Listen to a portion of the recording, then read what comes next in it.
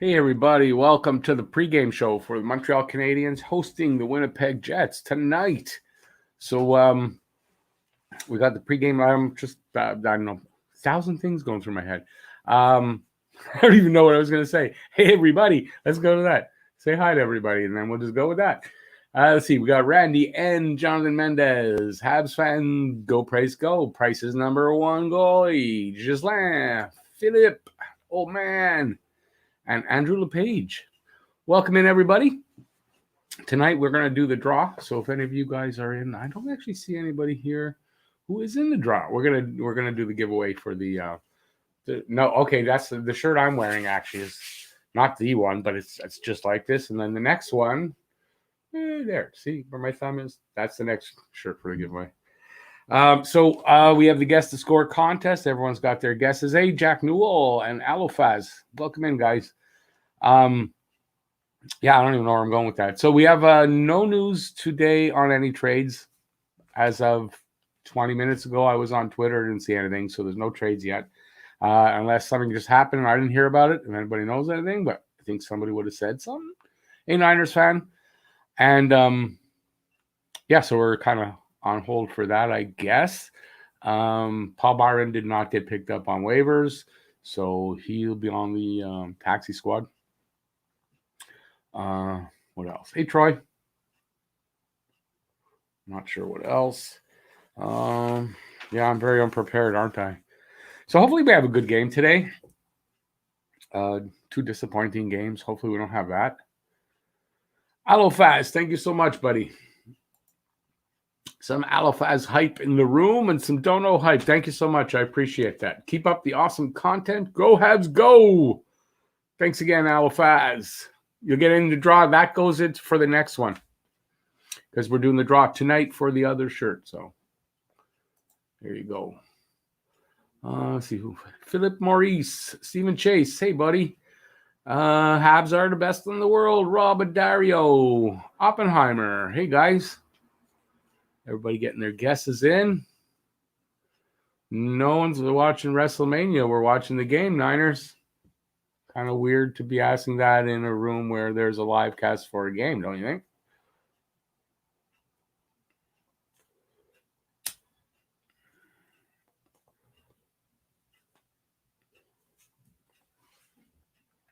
So, what do you guys want to talk about? Just ask away. I will answer as your guesses keep going up. Don't forget, I look at the score tomorrow when I rewatch the thing. So, just put your guesses out there, and I will get them all. If you are in the room, please give a thumbs up, and let's get the thumbs up. Up? Is that how you say it? No, it's not really how you say it. Well, let's see. I had my vaccination yesterday, so if you don't know that yet, my arm's still a bit sore. I don't know.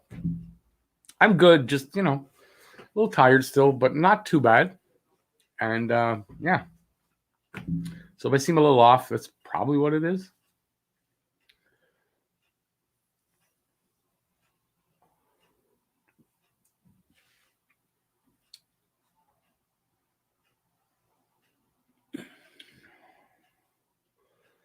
Habs want to trade Drouin. Let's hope.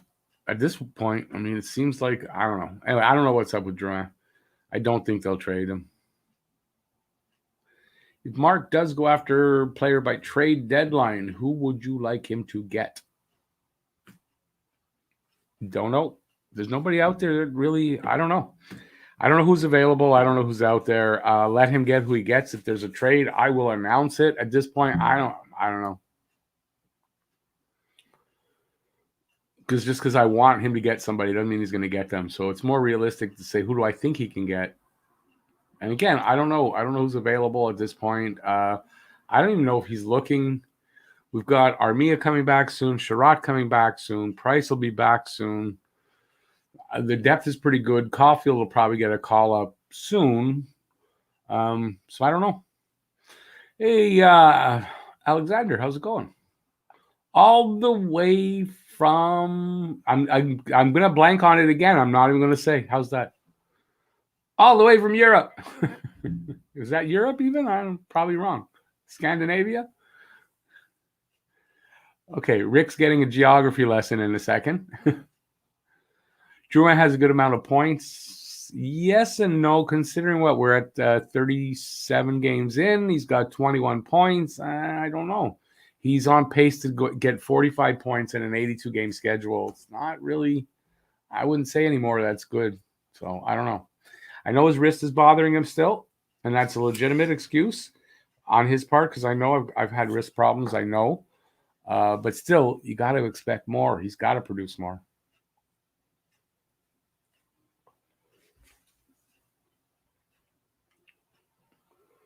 Cole Caulfield will be in the lineup soon enough. Don't rush him.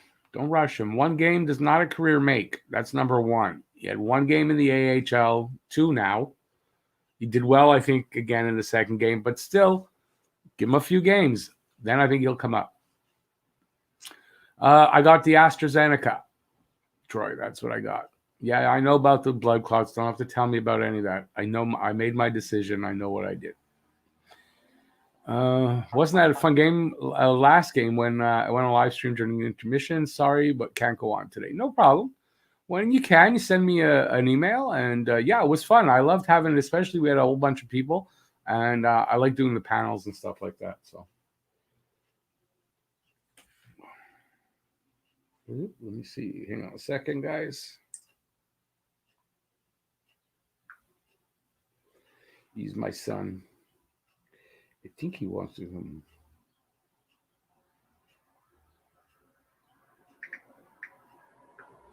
Yeah, I'm going to have my son pop in for quickly and tell you about his channel in case you guys want to check him out. So just that'll be a second from now.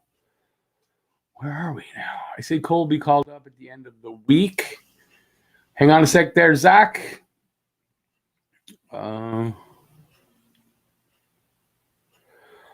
What does that say? Uncle Rick? That's a weird one. Okay, I'm not sure what you wrote there, Mitch. Hey, Matt. All right, so I'm going to bring on my son here for a sec. If he's ready, give me a thumbs up if you're ready, Zach. Thumbs up. Okay, so my son Zach has a channel on Twitch. He does gaming. I'm going to bring him on, tell you all about it. And here he is, my son Zach. Zach, how you doing? Hello. I should put my headphones on. That may now you can hear me. Mm-hmm, yeah, that works better that way. So how you doing, and what you got going on your channel today? So today we're playing Borderlands 2 randomized. I'm playing with James, my brother. James, your other son. Oh, and that James. Okay. Yeah, the one that you're related to. Okay. And yeah, so we're playing Borderlands 2 randomized. Right. And I might be drinking, so if you guys are into watching somebody play video games drunk, that might happen. What time are you going to be on till? Normally stream ends at 11, but I might be on later since it's the weekend. Okay. So after I'm usually on till about 9:30, 10 o'clock. So they'll still have time to go over and see my drunk son playing video games, which could be an interesting way to end the night. Absolutely. All right. So tell them once again how to find you, name of the channel. Yeah, you can go to twitch.tv/agiantrobot, all one word, and that's where my channel is. There you go. I was expecting longer. I don't know why. Super easy to get to.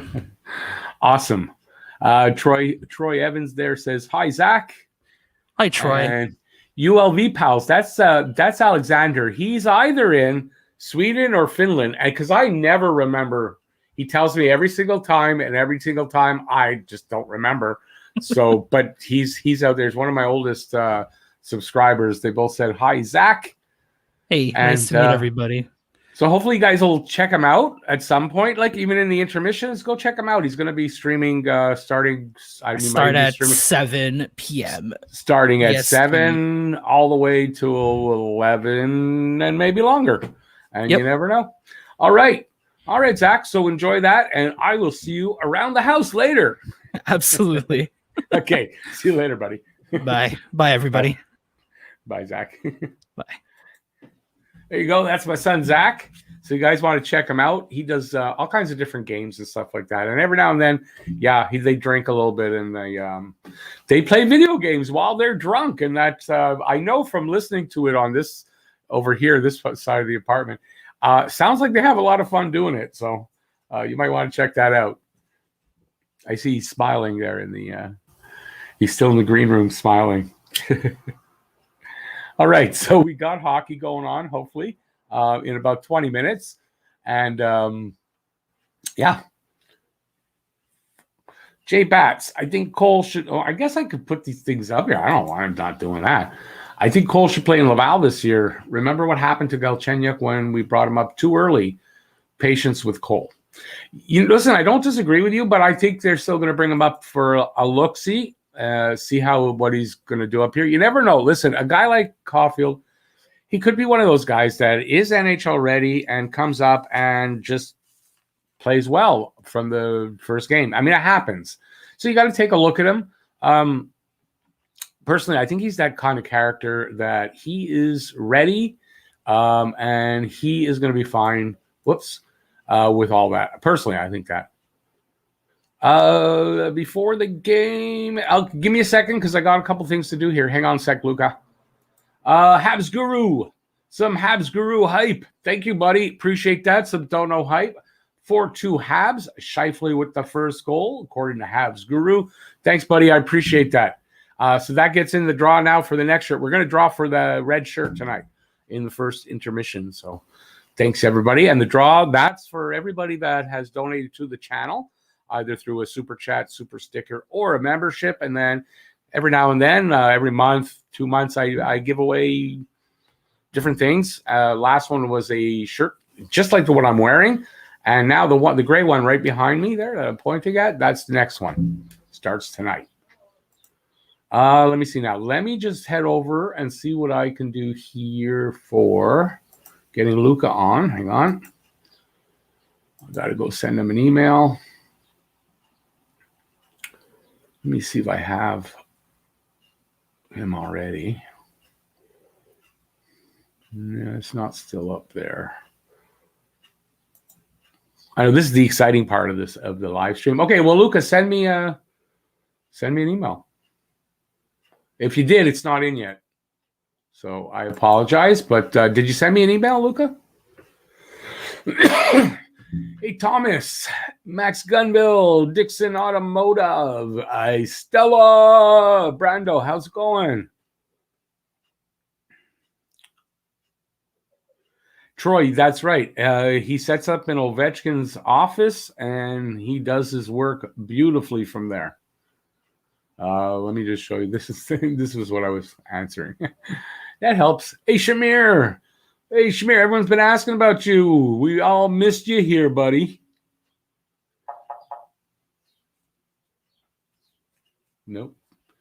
Let me go check. First, let me take that off the screen. Let me go check my email. Here we go.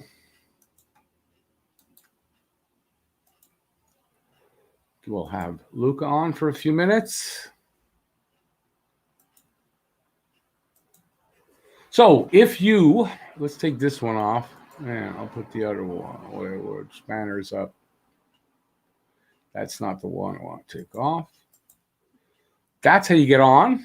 So if you guys want to get on, just read that. If you have that, you just send me an email, and we get you on there.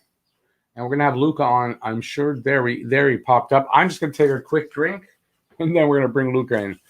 Hang on a second there, Luca.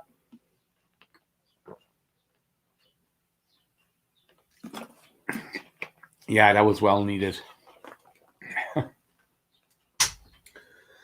I just want to put this one up. Shamir just took a break from YouTube hockey stuff for a bit.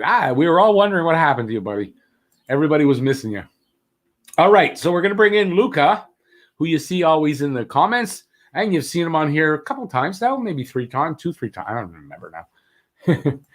Hey, Luca, how's it going, buddy? Hey, I'm doing good, Rick. How are you doing? I'm doing okay. My arm's a little sore from my shot yesterday, but other than that, feeling great. That's good. The thing that I did notice, by the way, I find if I press here, I can talk to Bill Gates now. So that's like I think it's one of the. It's like a perk. I don't know. Maybe. So how's it going, man? It's going good. It's going good. You know, I watched Laval obviously last night and today because of Cole Caulfield. And You got to watch? You got to watch or you listened? Because I watched. Oh, you're a lucky guy. Actually, yeah, I found a stream. So Oh, it was good. It was good. I really enjoyed watching them. I actually think the way they play and their style of play. The way the Habs were playing in like their terrible losing streak and kind of, you know, parts of the games that they're playing now, that team could beat our Habs team. The way they're playing so aggressively. They're forechecking hard. They're moving the puck really quickly. I'm liking the way they're playing. So, we do have to take into account the opposition they're playing. But I know what you mean. They're true. They're playing the kind of game Montreal needs to play. Yeah, they're playing the kind of game that Montreal needs to be playing. Yeah. And with regards to Cole Caulfield, he looks like a new player from what I saw at World Juniors to now. I don't know. There's something about his game that's kind of rounded out. Like we always know that he's going to score goals, but just the presence on the other side of the puck and not being afraid to get into the dirty areas. I think just his game and his demeanor and the way he carries himself on the ice, I think he's gotten way more mature. So definitely. It looks good. And you know, if there's a kid out there that you think could handle the pressure of the pressure he's under now, and if they do call him up, you know what? Cole Caulfield's the kid that could handle that pressure. Well, from what we've seen so far in these first two games, like even the goal he scored today, it kind of went off his skate. But that's what I like to call a goal scorer's goal, where he's in the right position and he knows where to be to get those. He can get obviously the OV Stamkos, in the office types of goals, and then he can also get those little chintzy ones because he knows where to be and he's a goal scorer. He just has a knack for it. And the assist he got last night. Did you see that nice move to get around the two defenders? That should have been, if that guy didn't get a stick right at the end, that would have been a goal too. Exactly. But the move he made around two defenders to get into the slot, the dirty area. Anybody wondering, is Cole Caulfield going to get into the dirty area and play there? He's going to try, and he's going to get there. No, that was a nice move. The acceleration, I think, was what was most impressive. Like his hands have improved, but I think just that quick burst of acceleration to get by the two Marlies guys to get himself into that open space. He's starting to create his own shots too. Yeah, he's not just a guy that you can feed. He's starting to figure out how to create his own shots, and the fact that he's doing it with men right now, even though it's a small sample size, the fact that he is doing it right now. It looks like he's setting himself up. But like we said, it's only 2 games. It's against mediocre opposition, right? It's against guys who aren't really fast. Like none of the players on the Marlies, like other than like maybe Liljegren and Robertson, none of the guys on the Marlies are really going to be like pro guys. Maybe Patan, like he jumps up 4th line. But I mean, aside from that, those guys aren't really going to be NHLers. So. But he's doing what you expect, at least to start with, right? He's gonna, as long as he's producing and all. I mean, that's what you want to see. If he does that, then he's ready to be brought up. But how many games do you give him before you think he gets here? I think a couple people said in the comments before, like not to rush him, and I think that's right. Like you don't want to rush the kid. You want to get the kid. You want to keep his confidence up, and you want him to develop in a system that's performing. Right. Like right now, I don't know if the Habs you'd necessarily say are running a system that you can say consistently on a night-to-night basis they're performing. Right. Sometimes they'll have a period with amazing pressure like they did against the Leafs, and then they'll have a stinker like they did against the Jets. Right. So whereas Laval right now, from the 2 games I saw, they dominated all 60 minutes in both those games, and the system was rolling. So I think. Getting the kid the confidence that he needs in a system that's rolling. Bouchard is doing a good job right now with that team. So I say you just let him keep rolling. And then once it comes time where, they need someone up top, like if the Habs need somebody up top to provide that goal scoring punch, that extra thing to get them over the hump, then that's maybe when you bring him up. But I don't rush him up.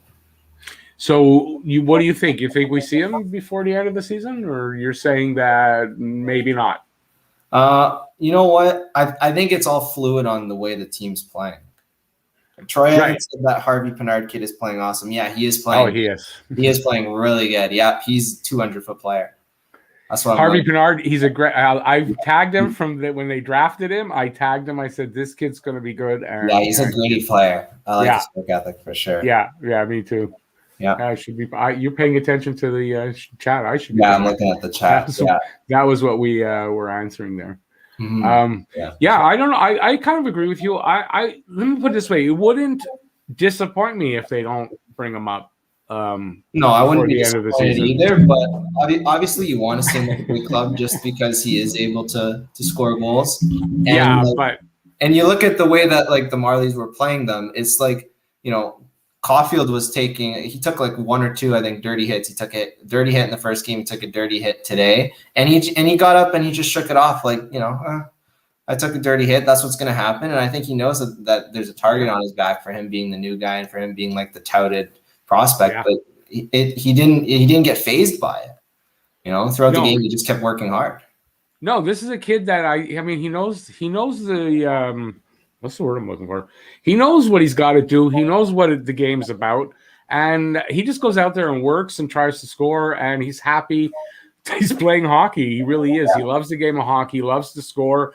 And I think he's got the right attitude. And I think if there's a kid that could do what he's going to do, I think he's going to do in the NHL. And he's small like that, and you're worried about him. This kid, I'm not worried about. I think he's going to be fine. I'm not worried about it. And I think if Montreal continues to have those goal scoring problems and Caulfield is getting a goal per game or even like a point per game in Laval, and he's proving that, you know, even though he's that's what is no movement clause? No, I'll get to it. Don't worry. Okay. So like if he keeps playing the way he knows how to play, he'll be in Montreal for the playoffs probably, if not a few games before then, to get him introduced to the atmosphere. But yeah. I don't see him, because here's the thing. He's a guy that can help Montreal win. Yeah, that's the way I look at it. He's a player that can help them win. So why not bring him up? Right? When the time is right, he's a guy that can help you win. Like he takes up two guys on the power play by himself. Like it takes two defenders to block his shot, basically. That's how lethal it is. Yeah, if they can. But 100%. Let me just answer this here now. What is the no movement clause? That's no movement clause. If a player has that, can't move him, send him down, trade him, do anything with him without his approval, and he has to waive that. So no movement clause. Can't move them. Sorry about that. I just thought I could answer that. We got a question here. Why hasn't Jordan Wheel been mentioned for a call-up? Yeah, that's a good question. He is playing well. But Rick, I know you have your opinions on Jordan Wheel. No, I just don't see that he's gonna move the. Is he gonna move the needle for them? Yeah, I agree with you. I don't know if he's enough of an impact player compared to what we have right now. Like basically, he would be occupying Evans' spot if we brought him up, or Lekkonen's spot. Right. If there's an injury, and you of course bring up Wheel, I've got no problem. He can fill in. He's a depth player, but you bring him up to do what? To play better than what's going on now? I don't see that. Yeah, possible. There's a difference between bringing a guy like him in and bringing a guy like Caulfield in who can make an impact, especially on the power play. Whereas Wheel is a bottom six guy, and I just think the NHL game just moves a little bit too fast for him. Yeah, I mean it's kind of obvious. Play the way that like Caulfield and Paling, like they see the ice at kind of a faster pace, whereas he's a little better maybe than Hudon when he gets to the NHL, but he's basically Charles Hudon. He's great in the AHL, not the same in the NHL. He's an AHL star. Yeah, and he is playing well. Like, we're not saying that he's not playing well in the AHL, because he is playing well in the AHL. Oh yeah, for sure. And but he's depth here. He's depth. Yeah, he's depth here, and there's difference between being depth here and a guy like Caulfield, who we know is not going to be depth here. He's going to be score goals. Yeah, exactly. There's a total different thing bringing Caulfield up than bringing Wheel. Oops, that's not the one here. This is what I wanted to hit. We need a left-handed offensive defenseman, Torrey Krug. I know we do, but I mean, what's the price you're going to pay for a guy like that? I can't see a guy like that coming in. Like I'm almost, you know what? I'm getting to the point where I'm pretty sure again there's going to be no movement. No deal is this big defenseman that we have? Is it a need or is it a want? That's the way we got to look at it. Yeah. Well, it's kind of a need, but first of all, there's nobody there to fill that, right? I don't see there's anybody really there to fill that. Or he probably would have made a move. Ekholm's off the table. So, you know, that's the guy that was probably would have made the right fit. So I'm kind of I don't think he's going to make a trade at this point. It's going to be tough. It's going to be tough. I don't think there's anybody. They've got good depth this year. Like other years, they didn't have the depth. I get it. You make some deals, right? You bring some people in. They've got good depth here.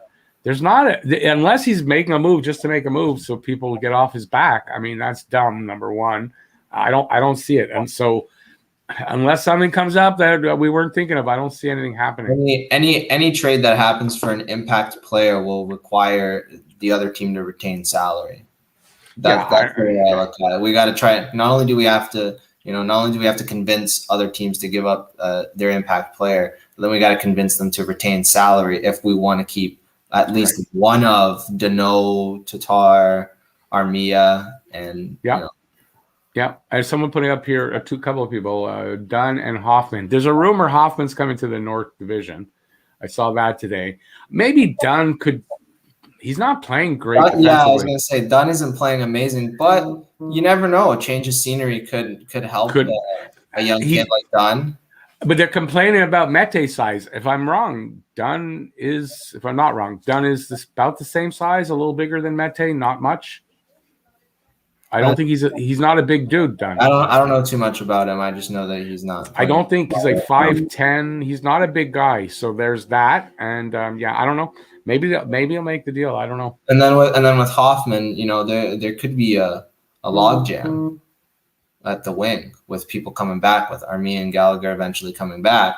Exactly. It could be a logjam there. Well, Gallagher's for a while, but I mean Armia's on the way back within a week or so. I got to figure, if not earlier. So, someone says Dunn's 200 pounds. I thought he was short though. He might be like a Suzuki type where he's like a fire hydrant. Yeah, could be. Right? He's short and stocky. Yeah.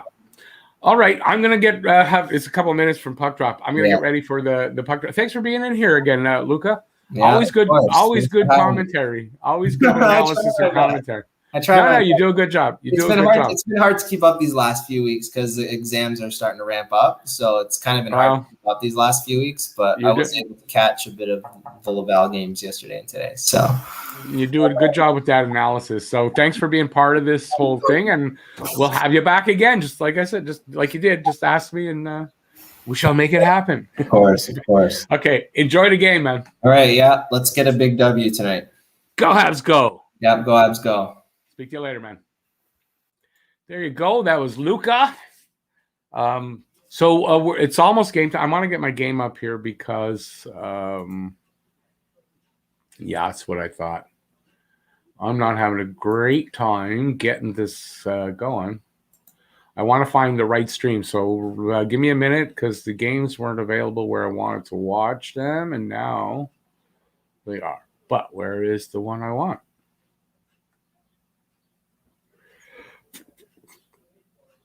There it is. Just blew right past it.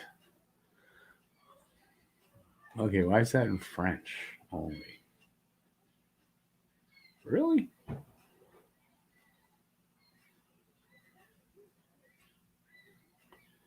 That's weird that both of these would have French feeds and not English feeds. Well, let's see. Yeah, English National, French. This is very odd. Okay.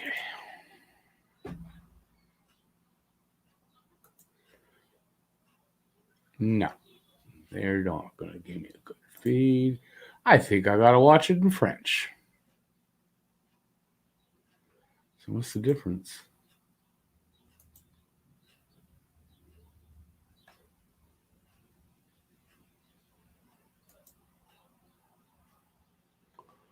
Yep. It's not so bad. Let me just figure out how to... There we go. It's not up yet, but we're not far away.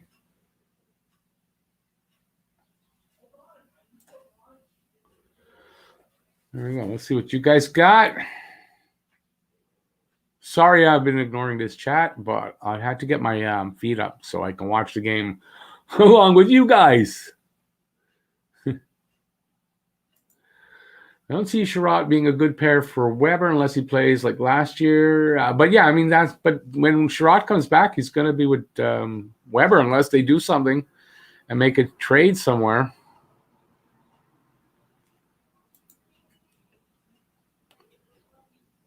Mete not playing. No, they got Leskin. I don't think Ducharme really likes Mete. Maybe a trade. I mean, I don't know.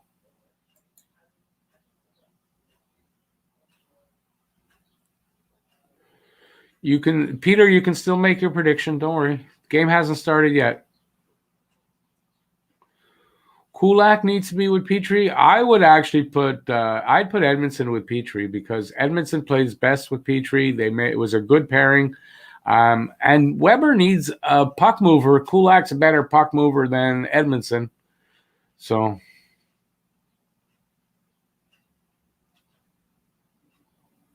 Dunn is 6 foot. I thought he was small.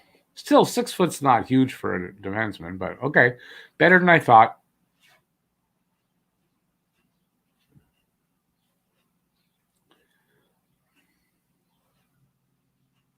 Savard is David Savard traded to Tampa Bay. Weird trade, 3-way. Very interesting way for them to save on salary. They're only paying a quarter of his salary. So Kulak's, I'm not saying to move like that. Maybe that's why Kulak should play with Weber. That's what I think.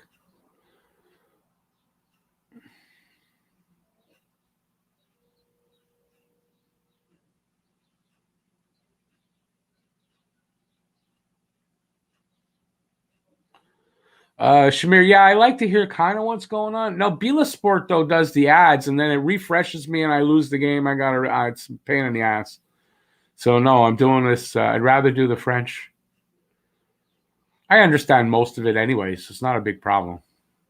Hey, Adamy, how's it going? Keegan, how's it going? Oh, I'm doing. By the way, everybody, we're going 48 people doing the draw today for the shirt like this. So I'm wearing mine. This isn't the one I'm giving away, but yeah, I'm going to draw for the shirt today in the first intermission, and the shirt behind me, the gray one, that's the next one. So that starts today. People who have given money tonight and who give money tonight will be in the draw for the gray shirt, which we'll do, I think before the start of the playoffs, I'll do that one. Like just before, maybe the last game of the season.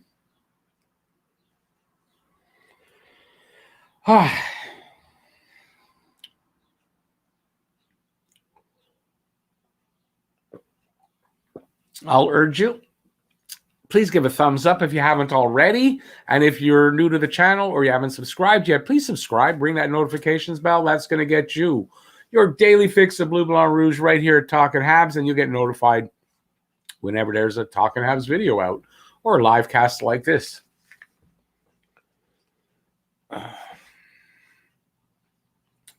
Didn't draw yet, Shamir. We're doing that in the first intermission. Now, I'm going to have trouble keeping up with this chat because I only put the delay at 20 seconds, which is a lot faster than 60. And so, yeah, just retype your comment if I don't get it to it, or consider a super chat, because then you can put the comment in. I definitely see that, and you get entered in the giveaway. So those there are the options.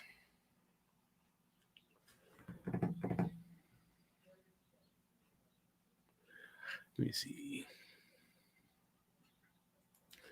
Andrew, it's true that Weber has fared better. Although, listen, Mete did okay, and there's a lot of a lot of reason why you might say try Mete there again, because he can move the puck. That's what Weber needs. He needs a guy who can move the puck and is fast enough to maybe make up for any of Weber's lack of speed as he gets older. So I'm going to say, let's see, where's the let me take that one off there. I'm going to put my game up, so it's coming up any minute now. So the guesses are, at this point, we are 7-10. Guesses are stopped. So no more new guesses for the Guess the Score contest. And best of luck to everybody. Let's have a winner. We haven't had a winner in a while, so let's see if we can get a winner tonight. And my guess is 3-1 Winnipeg with Pierre-Luc Dubois as the first goal scorer. So there you go. I'm the trader. And let's see how you guys do. See how you do, okay? Jay Batts, you missed Mats Naslund. It's from a while back now. Me too, but, I mean, no matter what, at this point, he would not be a Habs player.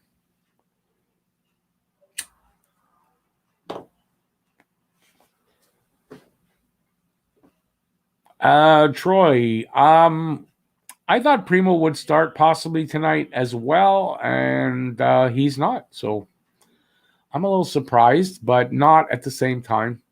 Maybe that's a good sign that Price will be back for Monday's game.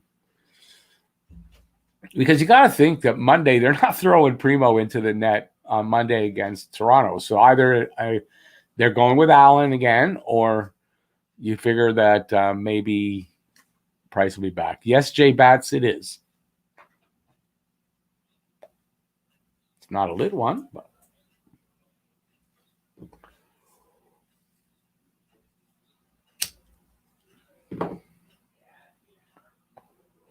Roger Lacourse. Unfortunately, I think you're going to be in too late because I cut it at 7:10. I know I'm going to stop watching it at 7:10 when I rewatch it, so I doubt it'll get in. Sorry. How dare I pick the Jets? Yeah, well, I don't like doing it. But considering what we've seen in the last couple of games, I don't even see the fact that, okay, well, they'll bounce back. I don't know that they will. I want to see it to believe it. So let's see it, and we'll go from there. Do they have the potential? Like, do they have the ability to do it? Of course. I mean, of course, but will they? I don't know at this point. I really don't at this point. I mean, if I'm not going to... I guess it's better to have the sound a little bit than not. So I'll have it till the headphones bother me and I'll take it off. Any idea who the Habs are getting at the trade deadline? None. Absolutely none, really.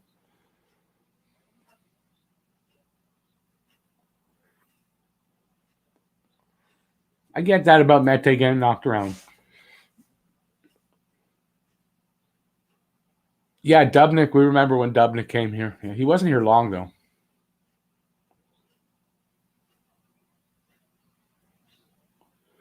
Habs are the best. It's kind of true. They're kind of falling back towards Julian style of hockey. They haven't really. I don't know. I don't have an answer to that. Mikhail, how's it going? Talon Brookson, what kind of trades do you see the Habs making before the deadline?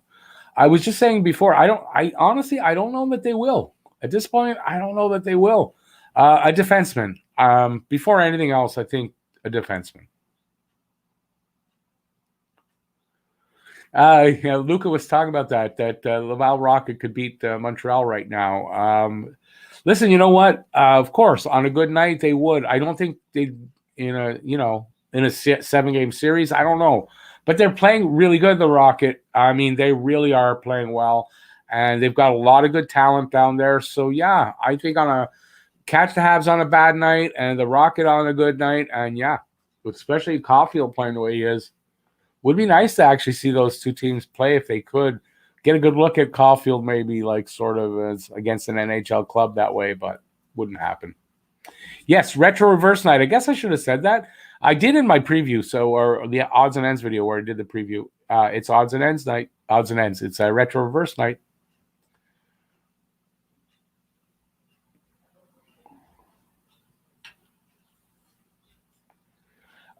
Chris, at least 3 times. At least. That's why it looks like I go through more of these than I do, because I don't go through a lot of these that you guys probably think I do.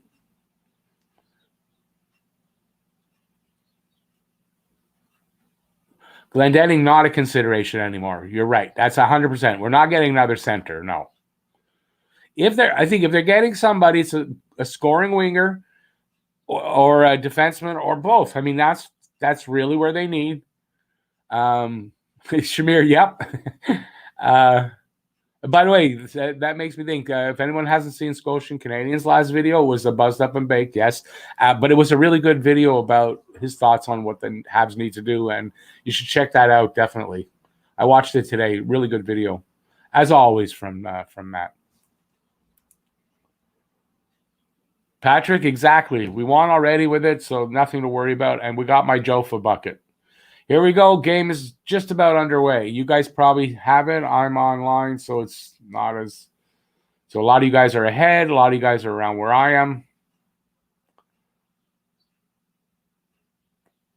Matt Roby Show, a Jets fan. Hey, listen, good luck to you guys, too. Honestly, may the best team win. That's how it should be. Morgan, a lot, and there's going to be a lot more to come. So it is what it is, right? It's good we have somebody like that we can get excited about, don't you think? Penalty already to Montreal. Don't know what it's for yet, but ref's got his hand up. I hope it's not Taylor Hall and or tap. I really hope it's not Taylor Hall.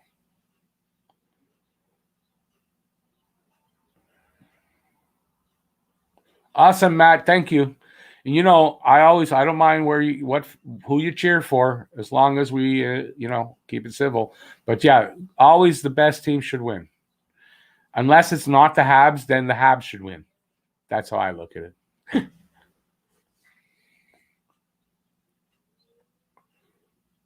Yeah. Hooking. PK better be good tonight.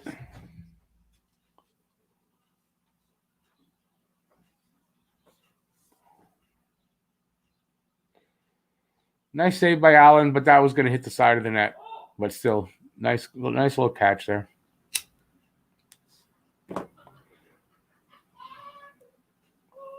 Not reversibles, but retro reverse. Yes, I did. I said it in my preview for the game today in my odds and ends.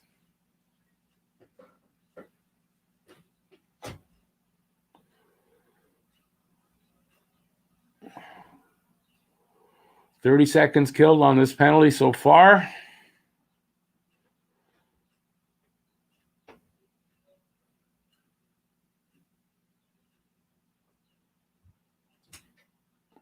Let me just watch a little bit.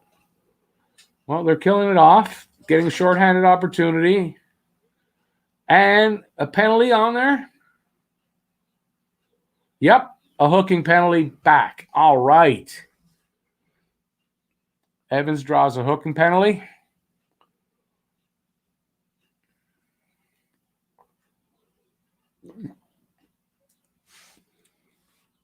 Ducharme's outfit is horrid tonight.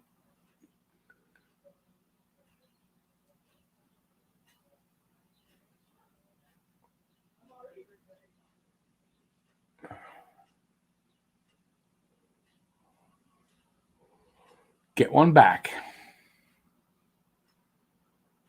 I don't know if Caulfield got the game winner today, Devin. I know he got a goal, a tip in. I don't know if it was the game winner, though.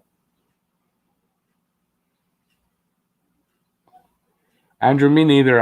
Hall's not for me. I like Evans. Evans is going to be a good player for this team.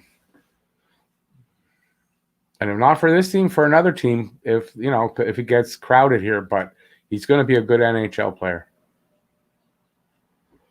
Luka, absolutely, they're going to have to retain a lot. Just right, absolutely, they have to retain at least half.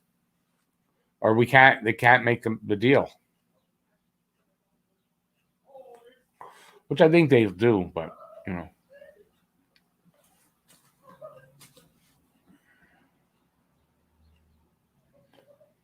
Shamir, they had to waive Byron again because this would have been his 10th game, so they'd have to have done it after this game, so they just did it a little early. That's all that was about. But they had to waive him if they wanted to put him on the taxi squad, possibly if there's a move. Obviously, they didn't put him on the taxi squad again, but they can again.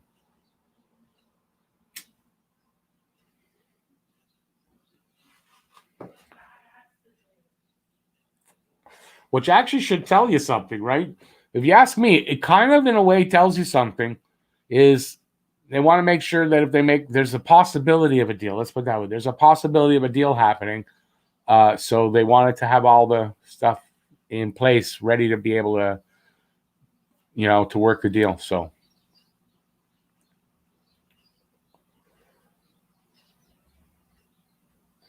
cap hit with Krug is high. 8.5, something like that. It's a lot. I think anyway, 6.5 as a minimum. I think it's over 8.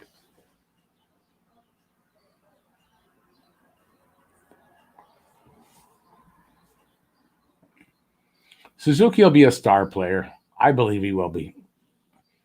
Oh, someone got hit hard. Whoa, with the puck. Is he okay?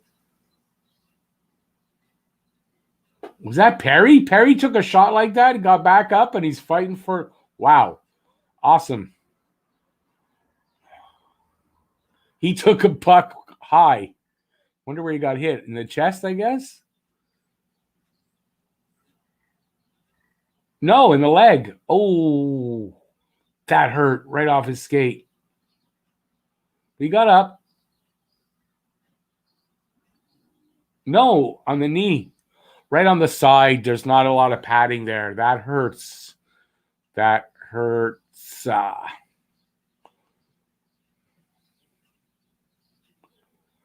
Off the shin, no, off the side of the leg there, that where it's not as padded.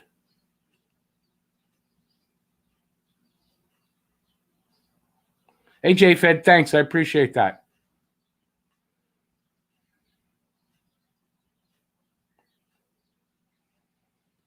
Suzuki's played against number 2 and number 1 centers on the other plenty of times.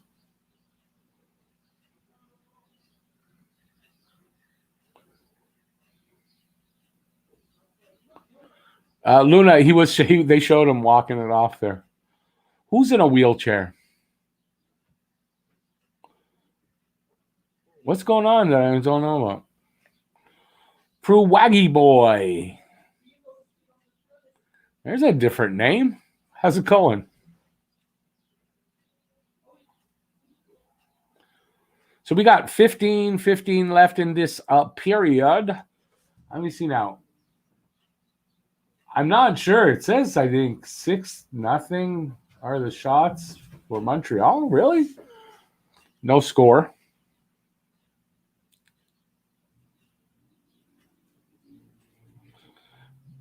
Jeff's the first one to scream out, "Fire the GM." That's interesting. Hey, Jeff. Roger, some Roger hype in the room. Thanks, Roger. Some Dono hype and some Roger hype. Appreciate that, Roger. I can't see the super sticker here on this service, but I see it when I do the replay. I appreciate that. Thank you so much.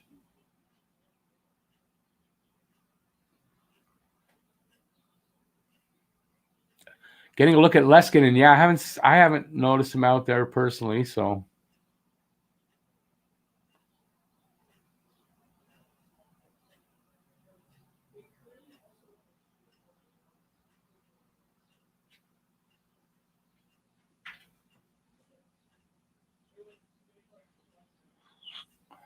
Is it true that the Montreal has? Winnipeg doesn't have any shots.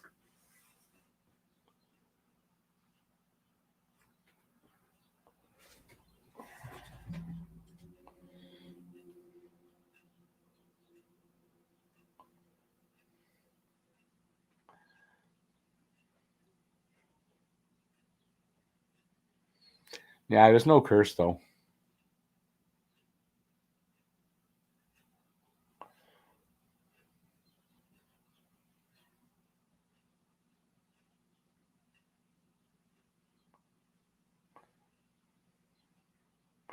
Habs are the best. You got to learn what sarcasm is, my friend.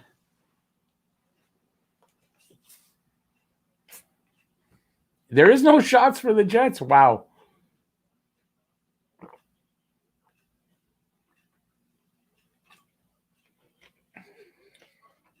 Three shot attempts, no shots.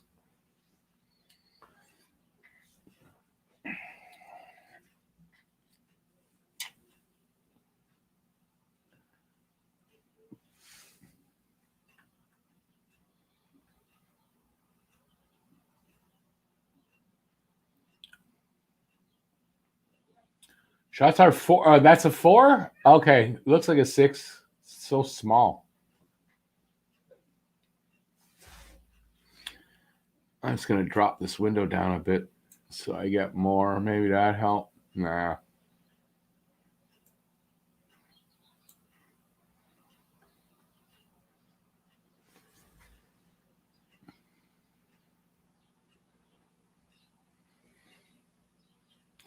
Think Mete's played his last game as a Canadian?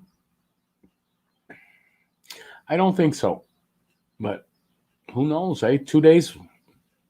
2 days to go for the deadline, so. Fire the GM. They haven't scored yet. What other reasons can we come up with? Watch out for that first shot on net. They've been scoring. It's 2 games in a row they scored on the first shot. True.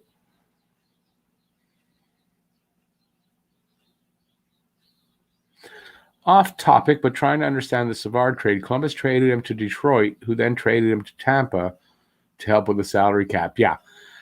Columbus traded him to Detroit. They retained 50% of his salary. Detroit traded him to Tampa and retained another 25% of his salary. And in return got a 4th-round draft pick, and Columbus got a 1st and a 3rd, I think.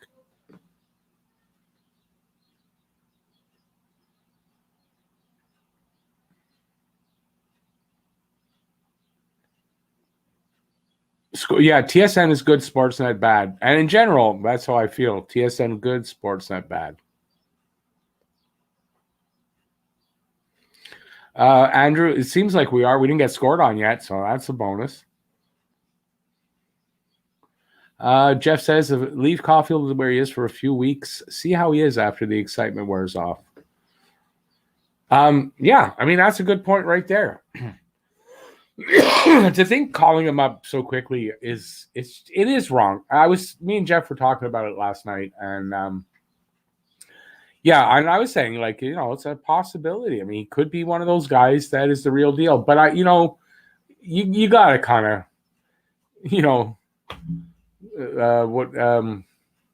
pump the brakes. That's the saying, a little bit, and let him play a little bit down there, and yeah, see what it's like over 5, 6, 7 games at least before he comes up. That's, like me and Luca were talking, last couple of games before the season, maybe, something like that, bring him up. So we're back from the break.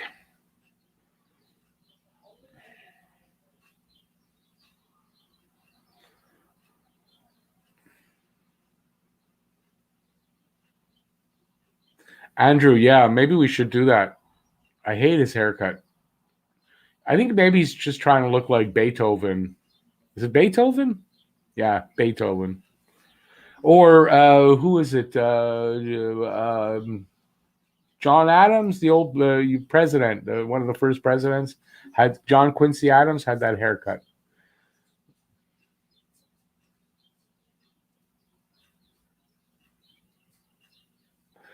And Bergie's wearing a bow tie?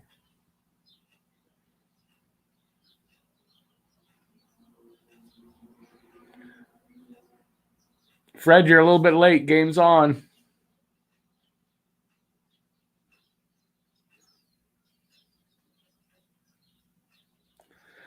He had that same fire in his second game today, Jeff. So his first 2 games so far, so good.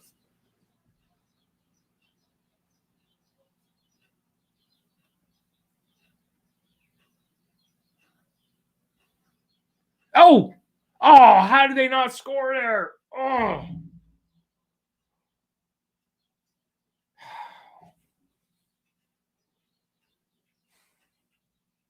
They are looking hungrier tonight.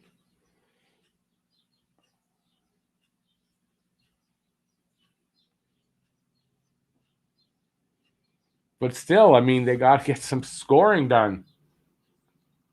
A lot of shots, a lot of this, a lot of that. No scoring, though.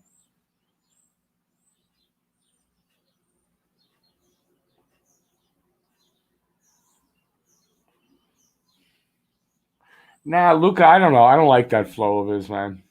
Just, I don't know.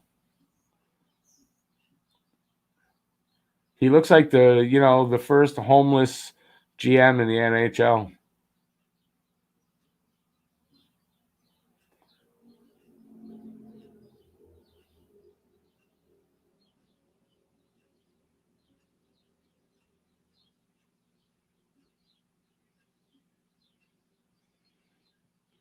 Well, Entertap, the win would give them 2 points. That would be better than 1.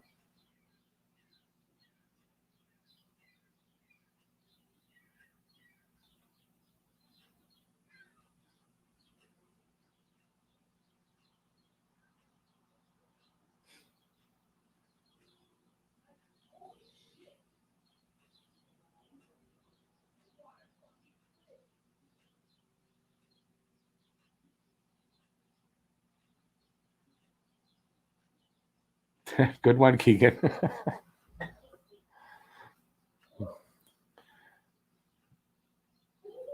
There. How did he miss? He didn't get his stick on it, Drouin. That's how he missed it.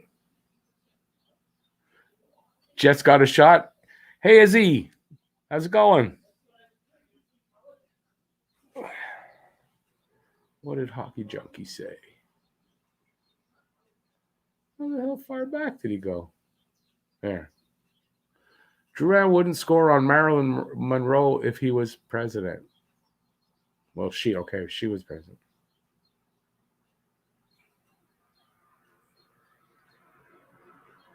I don't know. That one goes past me. Hey, Luna, thank you so much.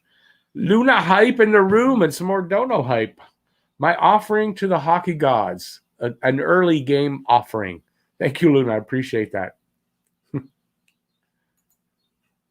Let's hope the hockey gods is following the Habs tonight. We need a little bit of help. If they call up Caulfield and Paling, who are you putting on waivers to make room for them? Yeah, well, this is it. Who would you put? They're going to need to be a trade made somewhere at some point. I don't know what they're going to do. But it's a pleasant problem to have when, what do you do as opposed to, it's easy to just get rid of this garbage that's here. You know what I mean? It's a lot better, I think, than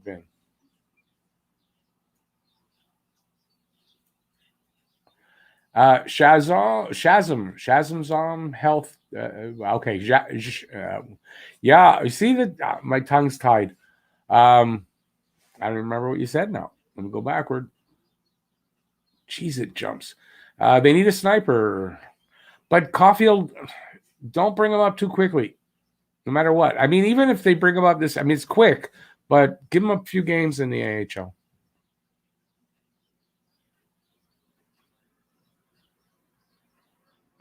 Everybody loves Raymond, and everybody hates Perry. I don't hate him anymore.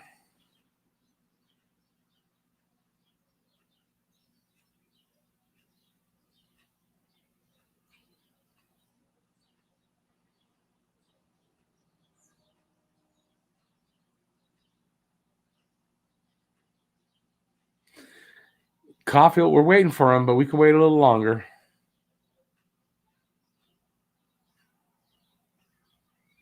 Montreal looks more rested. Well, the last game was back-to-back, so.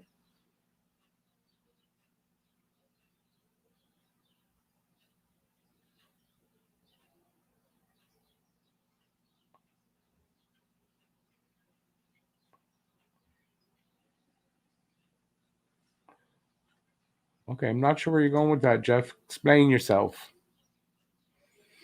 Izzy, it's a lot of pressure, but I think Caulfield's kind of kid that can handle it. I really think that that he can handle it.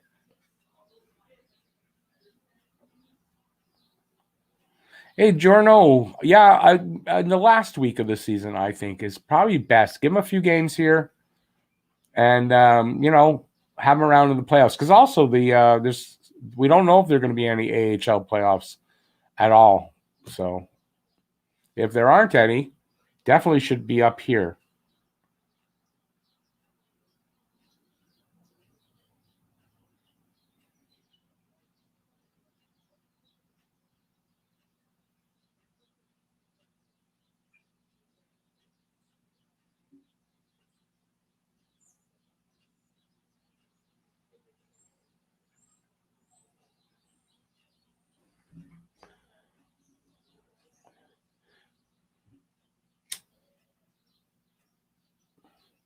Jeremy, I think ideally that would be best too, but I don't think that's what's going to happen.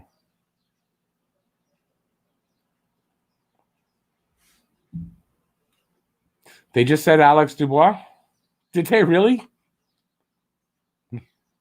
Yeah, it's not even close.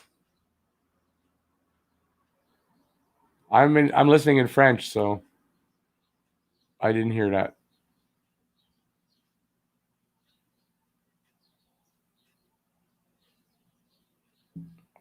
Paul, it's exactly what it must be like, for the GM. So they're used to it. They don't listen to a lot of the noise anyway.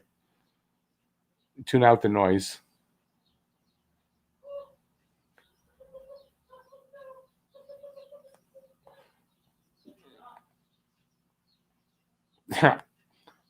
Hockey junkie, that's a good one.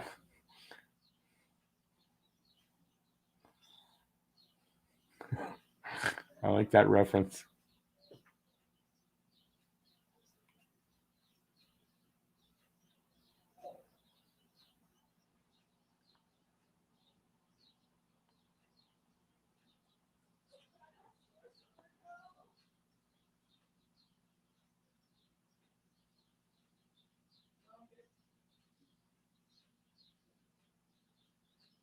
Oh, okay, I see what you're saying.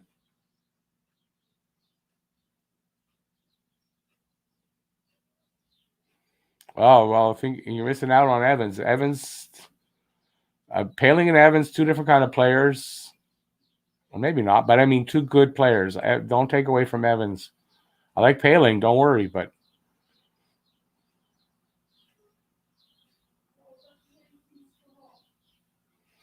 no, I'm not. I'm on. Yeah, I am, but there was no English option for it. Don't know why, but there was none. Had both of them said French.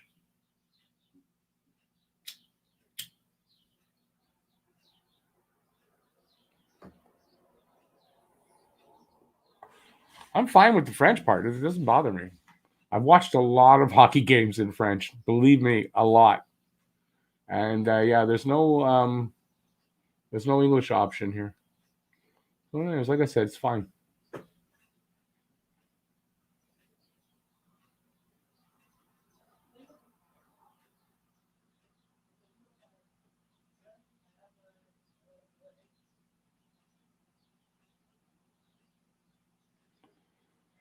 Well, Garnett, I think securing fourth, it's pretty much secured. So yeah, I don't think that's a problem there. But it's pretty much, why not? See if you can improve your lot, especially going into the playoffs. KK with some mint hands. Did they score?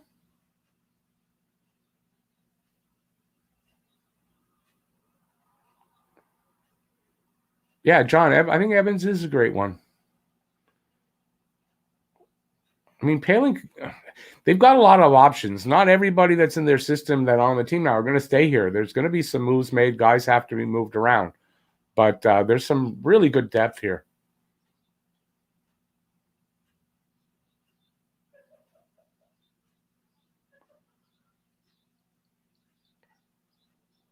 Good point, Jeff. Good point there, GGR.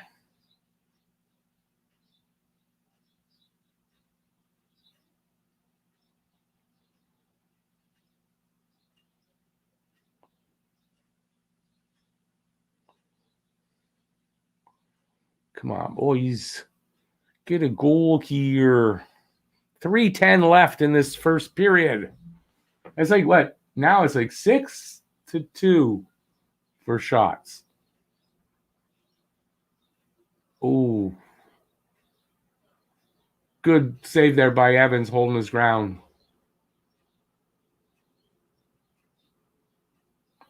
Come on, guys. Stop running around in your own zone.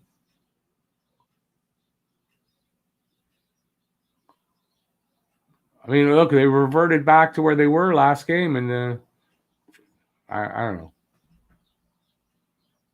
But not even the end of the first period.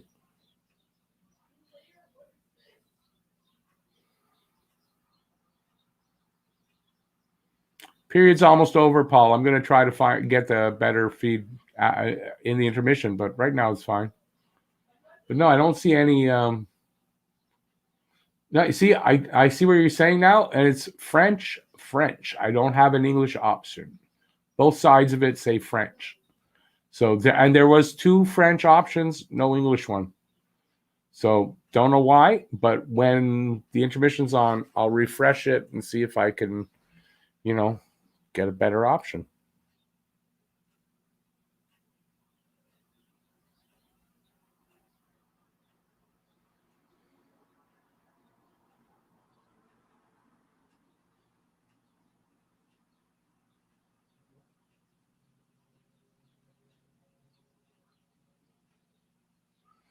Evans will never score and is a small body? Did you just... JFed. Evans is 6'2". How is that a small body? That's number one. He scores... does pretty good on the... does shorthanded. And I wouldn't be too sold on Paling being a big scorer in the NHL because he won't be. So, but where do you get that Evans is a small body? Go look on the roster. You'll see he's 6'2".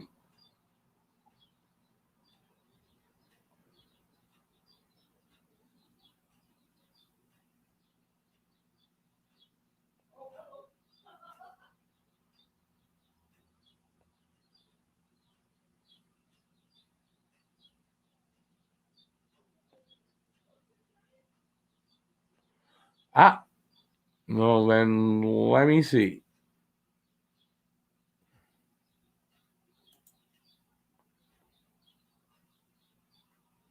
Well, lo and behold, you is right. Thank you, Paul.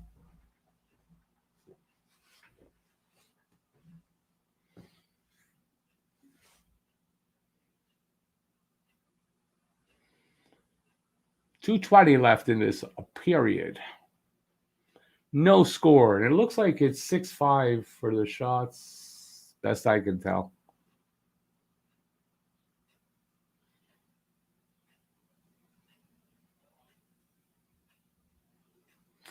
Luna, you've had a few concussions yourself.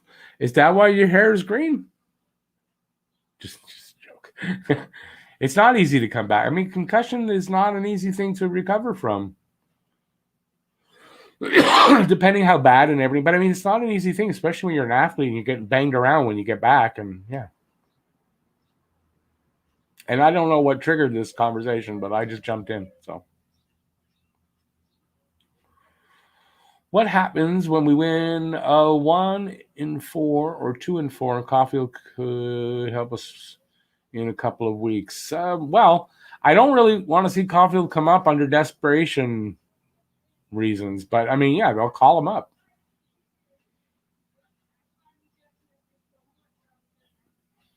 Hellebuck the difference, like I said in my preview. Trying to make a hot goalie a cold goalie. I'm tired of running into hot goalies, even if they're the quality of a Hellebuck, which I get. Less than a minute to go in this period.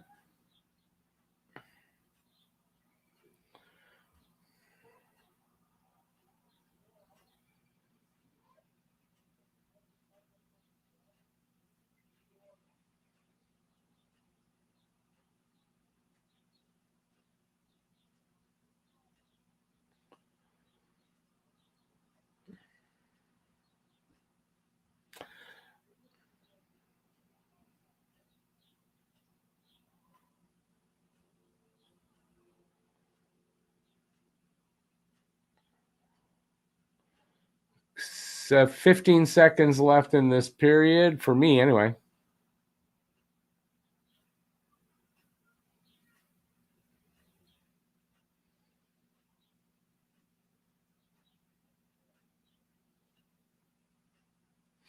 I mean, Luca, that's the explanation. I get that. It seems that we're always running into a hot goalie. So time to create those high danger chances. Get in the dirty areas. They're keeping pushed out away from the front of the net most games. And yet we're allowing them in front of our net. All right, so first period down. Let me go and check and see if anyone has emailed me. No. Means I have to entertain all by myself. What can I talk about? Oh, we're gonna do the draw for the. We're gonna do the draw for the shirt. Okay, so give me a second. We're gonna do that. So I have. Oh, ow, that hurts. That's the only thing I can't stretch my arm out. So I got. Can you see that? All the names. I think there's 97 entries in total. Who does roller derby?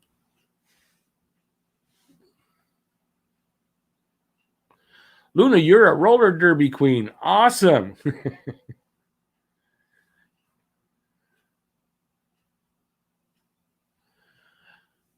A roller derby queen. Know that song? Jim Croce.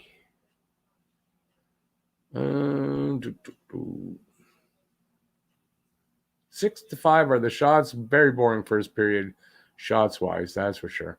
Hey, Harry Rice, how's it going? Hey, no problem. Listen, you're never late. And it's always your choice. If you got stuff to do, don't feel you got to come in. Oh, I got to do it. You don't have to. It's always open to you. But don't worry. If you don't, I'm not what I'm going to do. You're fired. You're fired. So don't worry. But I appreciate when you are here.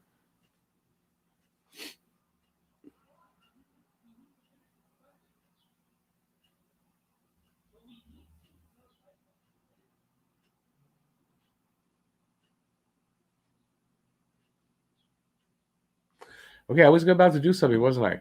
Oh, yeah, we're going to do the draw for the shirt. I need to get a drum roll machine. Wonder if I could find a I can't look inside there. A drum roll. Oh, it's funny. I won't say whose name that was. That was an accident. It fell out. It wasn't going to be the name drawn. All right. So everybody imagine a drum roll in your head. Drum roll in your head. Da-da-da-da. Drum roll in your head. Okay. It's not easy to get one. I got one. Wow. Habs Guru 21. Habs Guru 21. You're the winner of that shirt. Habs Guru 21. Awesome. Congratulations. Pretty appropriate. He's given so many, especially opening up a live stream. Habs Guru 21, you are the winner. I'm going to mark that down and put that in my winner. I keep a file for all the winners. What day are we today? It's 10th.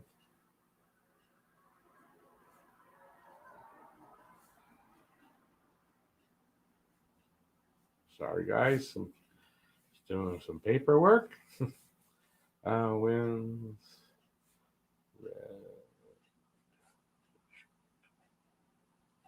Awesome.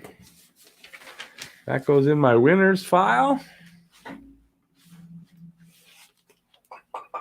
He's not here. Is he here? He's here. There you go. There you go. I see him up there. Habs Guru. Congrats, buddy. So send me an email with your address where I can send that to in my email, and I will let you know when that's off on its way. Should be on at the end of the month. Awesome. Congrats. So if anybody is here and doesn't know what that was for, if you have a membership. If you donate to this channel by a super chat or super sticker, you get entered into a draw to win something. And it's a shirt like this. That's what I just gave away. Next one is that gray shirt right there. That's the next one. And after that, who knows? But there's always something to be given away here. And yeah, that's what we just did.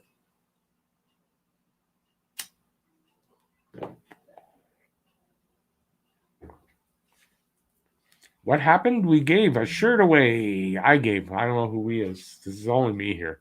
But we the channel just gave a shirt away to Habs Guru 21.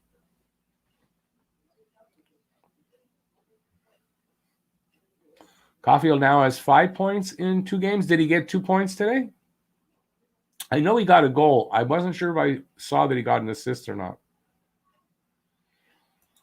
Jeremy, thank you so much. So some Jeremy hype in the room and some Dono hype, some more. Awesome. Thank you so much, Jeremy. I really appreciate that.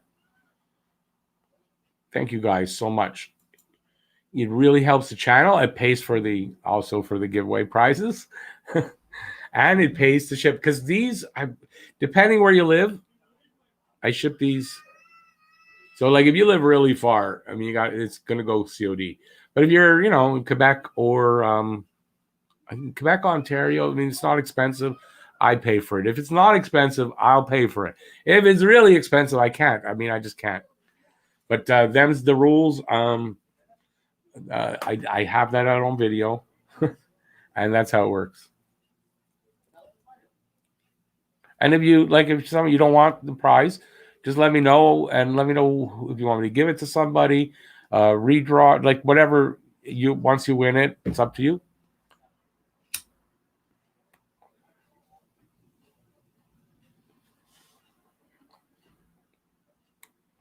Luca, Hayden Fleury.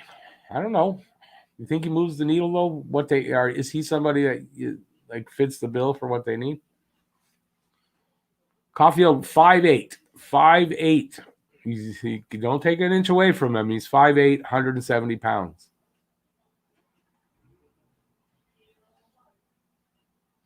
Hey Quinn, West Island Pride. Did you ever know West Island? I don't know that I knew that. Awesome, West Island. Love the West Island. Been living here, better part of the last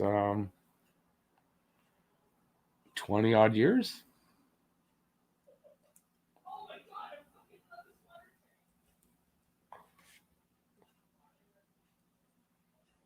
Someone just said there in BC, can I send it COD? Yes, I can. That's probably what I would do for BC. Oh, Habs Guru. Okay, that's where you live? Yeah, no problem. Send me your address. We'll work it out. No worries, buddy. No worries. And I'll let you know before. Like, I'll find out how much it is. I'll let you know to make sure, in case. I don't know how much it is out there for a T-shirt. It doesn't weigh anything. And it's going to be rolled up. Like, it's going to be small. So hopefully it won't cost much. But I'll let you know. But send me your address so I know where to send it to. When is the draw? I just did the draw. Sorry, Jackson. Habs Guru won. Next draw will be I just said it, the last game of the season, I think. We'll do the next one, which is only a month away.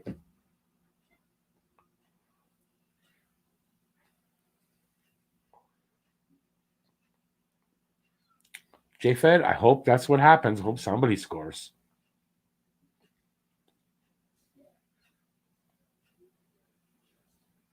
I like the way you spelled Conn Smythe this year, Jeff.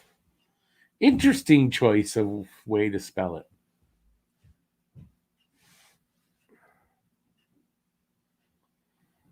Il Bizarre. Oh, I remember now. Yes, Il Bizarre. Sure, I remember you telling me that.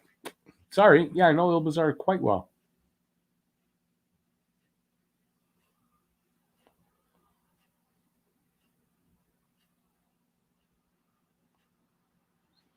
Luca, exactly. He's got strong legs, Caulfield, and not easy to knock over. So I'm not worried for him. He says people shouldn't worry for him. He's going to be fine.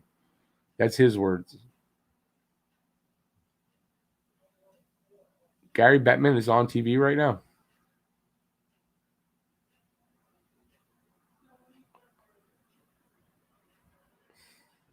Morgan, yeah, I think he's going to stay down there for a little bit. Going to play a few games down there. If Caulfield could win the Conn Smythe this year, you never know. Did anybody congratulate Cole? What do you mean? If I spoke to him personally, I would. Luna, went well. Went absolutely well. Last night I was a little sore on my arm. I'm just a lot tired. I was tired. That was about the only thing, which is one of the normal side effects. And then this morning my arm hurts, somewhat, a little bit. I mean, it hurts. If I touch it, it hurts. Yeah. If I move it like that, it hurts a bit. But I mean, not to the point where I can't do anything. So, and that's it. I have nothing else. Everything's good. But the one side effect, but if I do this, touch here, I can talk to Bill Gates. The microchip, I think, is here.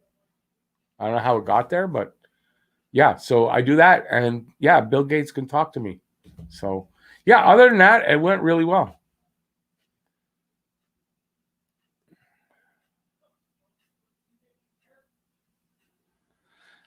Sean, you're right.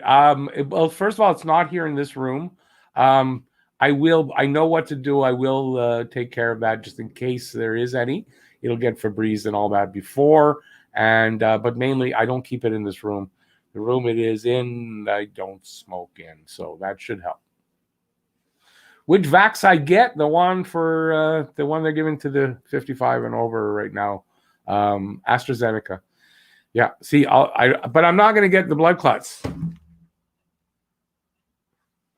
Yeah, that's the one I got.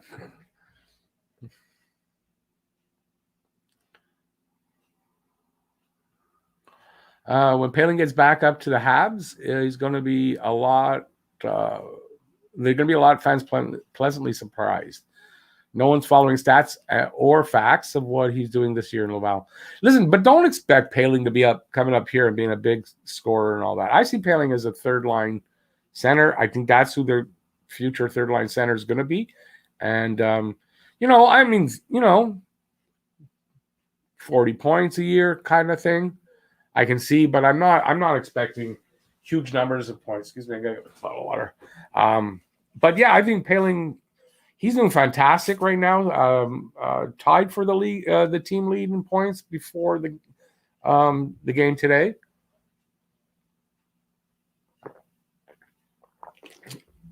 Habs are the best. Bill Gates he's the one. Microsoft, Bill Gates. Oh, let's get some likes. So some thumbs up if you're in the room having a good time. Hey, listen, if you got a question for Bill Gates, let me know. I'll talk to him for you and give a thumbs up. Appreciate that.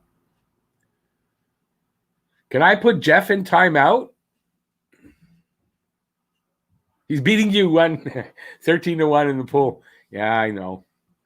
Yeah, it doesn't work like that.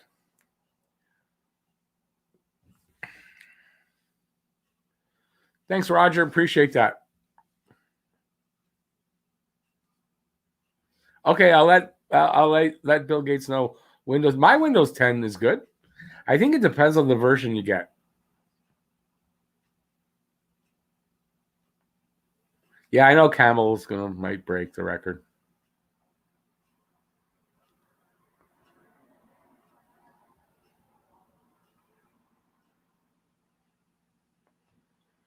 Luca, yeah, he's doing a good job with Bouchard. Bouchard's doing a good job with Paling. I mean, still, I don't see him as a top 6, top 9. Who's getting the shutout? Oh, Campbell, yeah. Dixon, yeah, I got the AstraZeneca. I'm not doing the joke again, though. I won't do that. So if it happens again, it's for real. Actually, for that blood clot, they tell you 4 to 20 days. So if it's going to happen to me. So what was it? It's the second day now. So in the next 19 days, I could die. It's a very rare It's a rare side effect. I don't usually get side effects of anything, so vaccines and flu shots and all that, I've never had a problem. I mean, look how I'm handling this one. So many people complain I couldn't use my arm. I had this, I had that. I get it. I'm not really making light of their, but I mean, for me, it hurts a little bit, but that's it. I mean, I was tired last night. That was it, really. I was tired when I got back home. That was it. But I went shopping. I did a bunch of things yesterday, so, and it was after, I did that after the shot, so maybe it had something to do with it. But I'm happy I got it. Now, if I die from the blood clot thing, I don't think I'll be as happy. I'm sure my happiness level will go down, but right now I'm happy.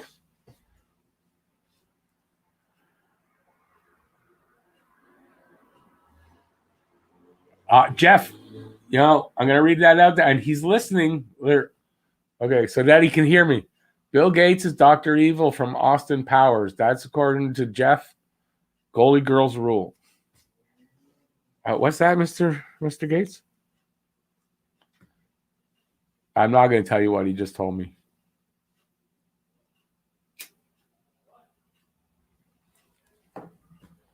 I'm sorry, but if anybody is one of those doesn't believe in the vaccines, I get it. I'm having fun with it. So nothing personal. But since I don't believe in that stuff that some other people do, I can have fun with it. And if you want to choose to have a laugh at my expense, go ahead. Why not?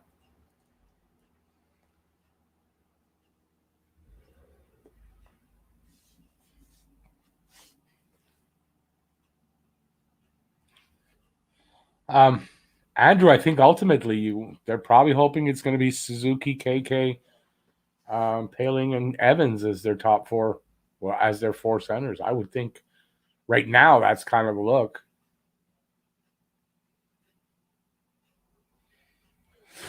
How old is Price? Price is about 33 or 34. Yeah, he's in his decline. I mean, there's wear and tear on the body. He's getting older. He's a goalie. That's all it is, I think. Are they still on hold for people anybody under 55? It's on hold for AstraZeneca. They're starting to change that as the research gets done more, and they have a better idea what's going on. There's word that Johnson & Johnson's vaccine, I heard today, might be doing the same thing. So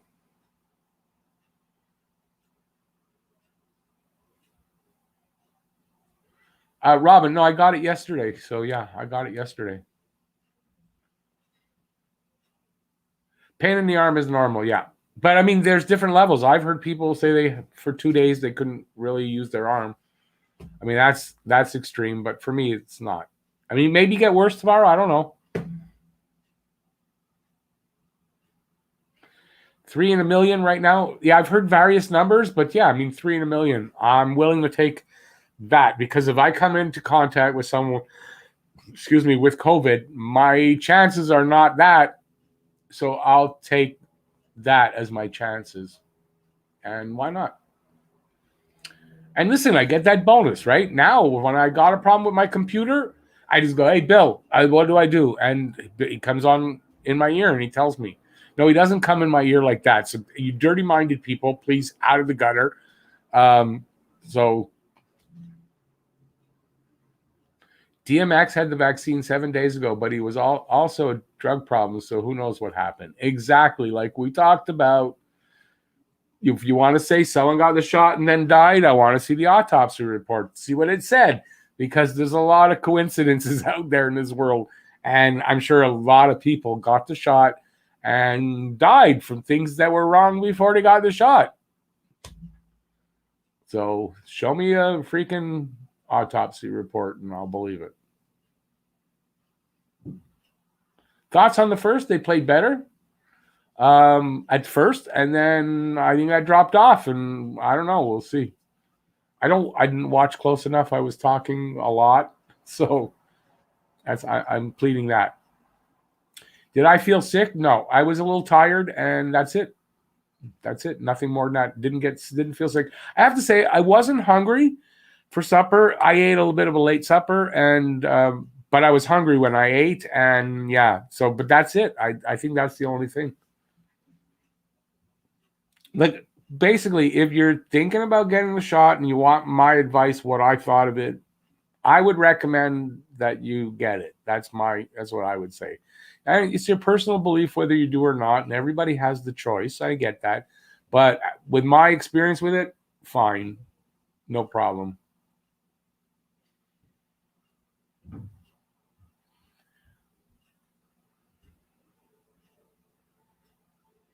But Matt, does that mean the guy wouldn't have died from the brain aneurysm? We don't know. Got to see an autopsy report to know what happened. To tie the two together, it's easy to do, but it doesn't mean it's accurate. How many penalties is it going to take for them to split 6 and 44? Luka, I don't know. I don't know what's going on. Like, I would have done that, obviously, a while back. Are we back on? I guess we are. Nobody tells me we're back on. We're not back on. Well, since I'm not putting the comments on the screen, I'm going to leave my screen up, and I'm just going to read the comments like I've been doing. They say when you get your second shot, you'll be in bed for a day or two. They do say that your second shot kicks your ass a little bit. So, again, Robin, I got the AstraZeneca. And they said he was perfectly healthy. Who are they? Again, Matt, the only thing that'll convince me of any of it is an autopsy report. What awful call? How far? Okay, I'm going to refresh because I must be just not refreshed, and it doesn't want to refresh. So let's see. Hang on a sec. Yeah, it's because this is not working very well over here.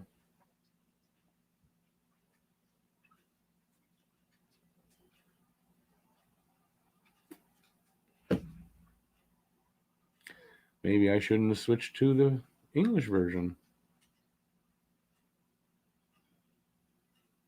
No, I'm getting like absolutely nothing.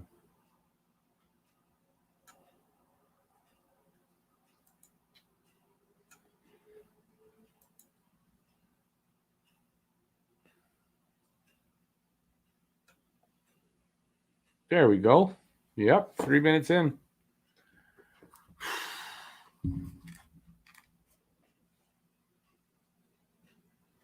Oh, that's why, because I have the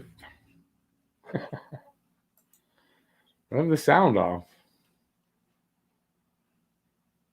Did I miss anything? Did I miss anything good?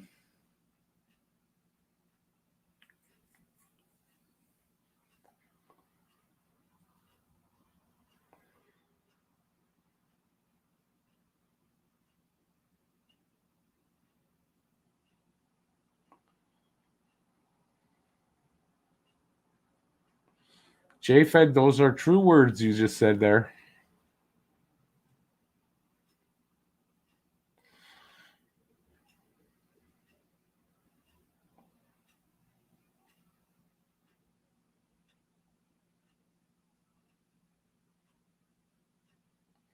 Power play for Montreal.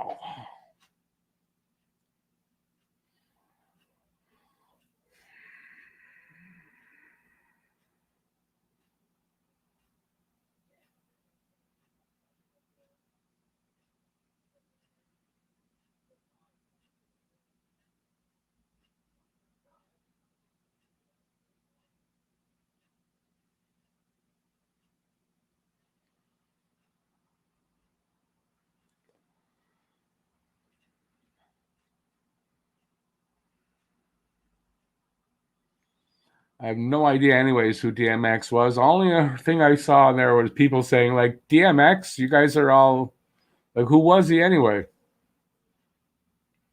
Was he some kind of superhero guy? I don't know. I don't know who he is to disparage him. Maybe he's the cousin of my email. GMX is my email. Maybe they're related.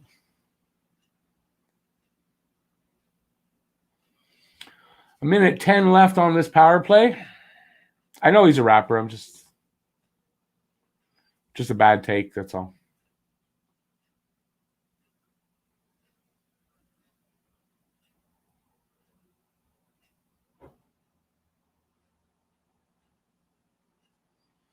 He was one of the best recording artists of his generation. Okay.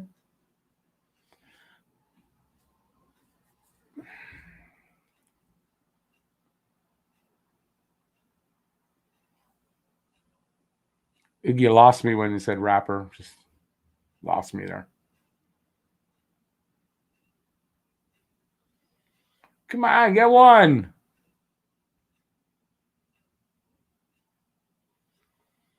Man.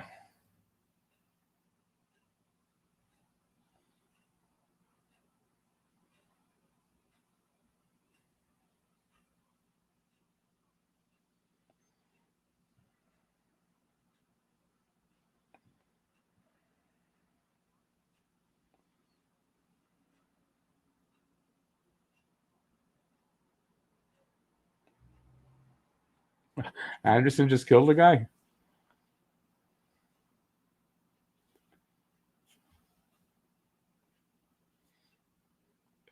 Habs are struggling on the power play. That's why.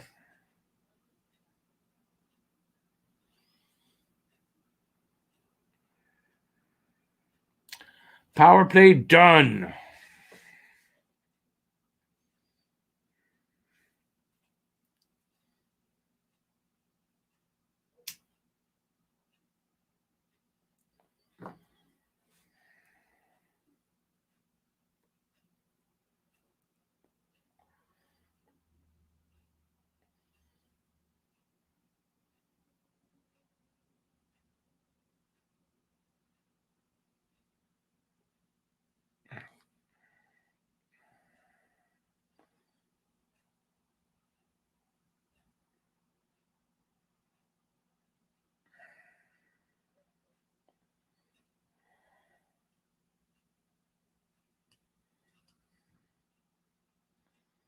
Come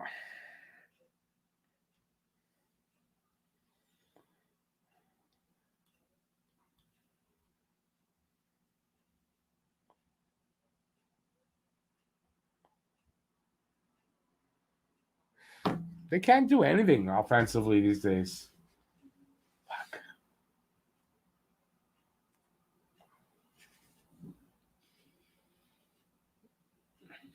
Otto Leskinen with the puck.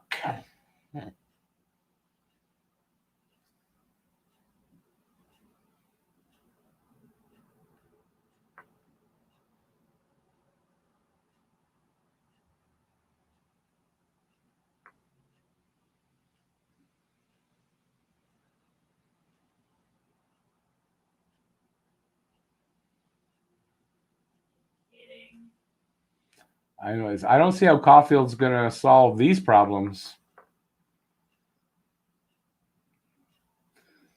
He's not going to be the miracle to get them out of their own zone. That's for sure.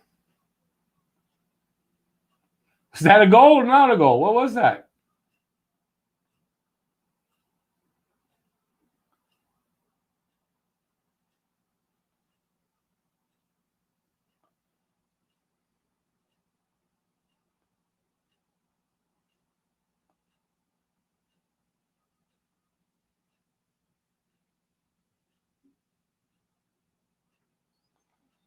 Yeah, Jeff, it's kind of what I heard about him. I don't know anything about it, so I can't really comment on that. Nor do I really care to comment on that. So we got a break, commercial break. We got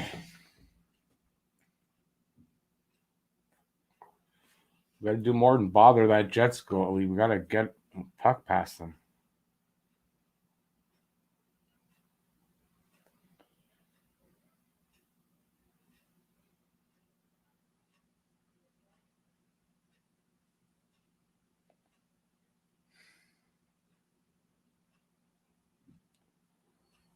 They didn't show the replay on that Connor shot, but they are going to review it. You think it could be a goal? They looked like they thought for a second it was a goal.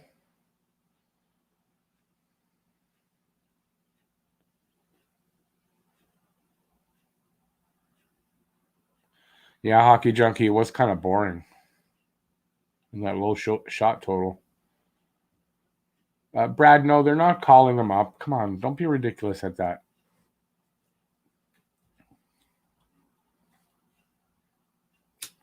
He just played two games, 2 days in a row, back-to-back games. You want him to be called up during this game? I mean, I know you're not serious, but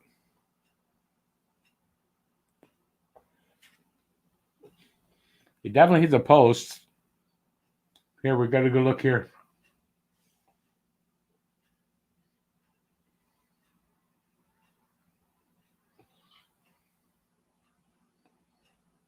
I guess not.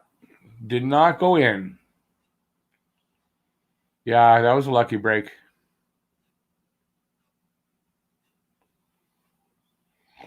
Luna as the new mod. Luna, you get a vote for mod from Morgan.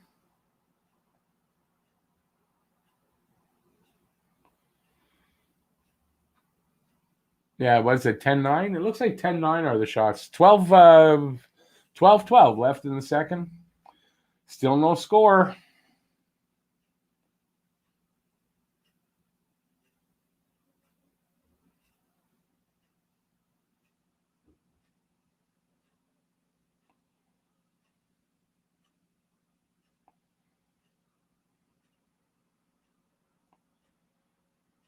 Oh, broken stick.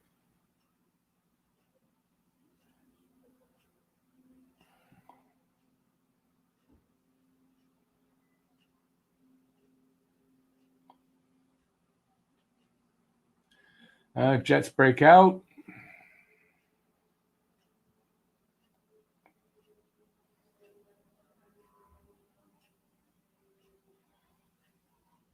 Luna, you'll be drunk with power. Yeah, that's right. We're just full of power here. I have the power. Was it the power of Greystoke? What was that, He-Man?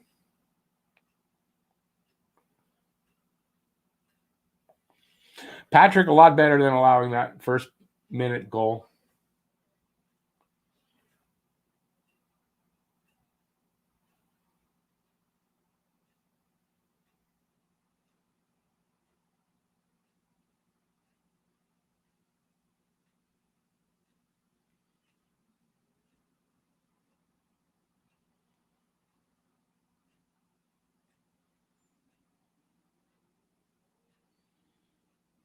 Grayskull. Is it Grayskull or Gray? Yeah, I guess so. Not that I ever watched He-Man. You couldn't get a shot away. Very poor shot.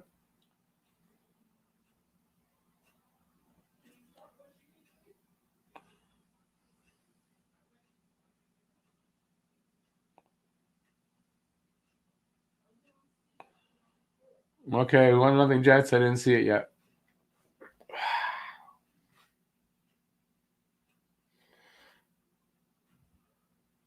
He gave it. Oh my God, he just gave it right to him. I had to goes off my ears. Whew. Damn. What is Ducharme, a butler? I think he's dressed like a butler almost.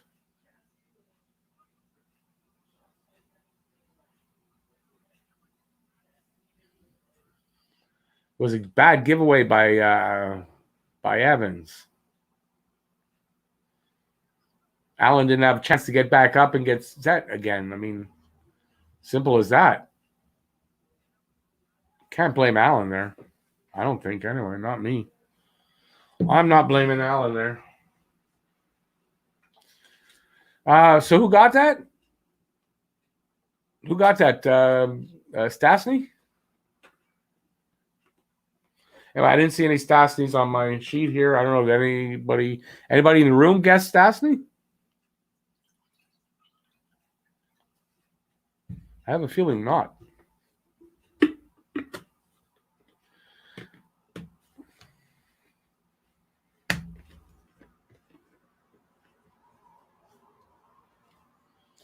Oh, wasn't that Evans that fed it to Stastny? No.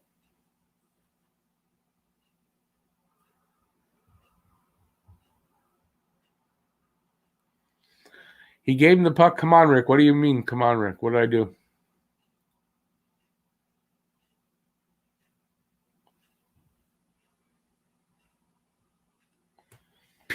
Jeff is saying Petrie for Norris. Have you heard sarcasm yet?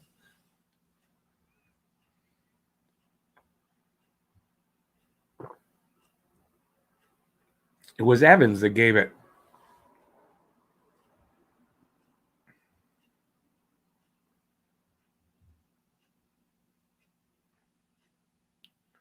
I thought that was Evans. I saw a 1. Petrie's number 26. How was there a 1 on the back of his sweater? I see that wrong? I guess so.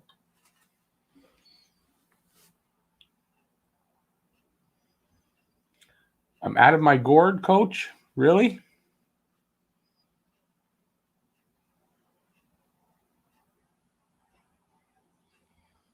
Okay.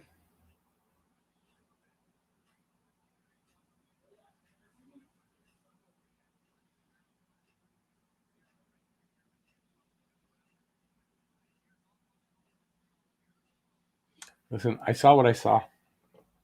I want to see a replay of that when I watch on the replay on the condensed game, I'll find out. Let's not start with the reverse jersey curse, please. They broke it the last game they played in them. If there was a curse. Stahl's playing tonight, yeah. Suzuki.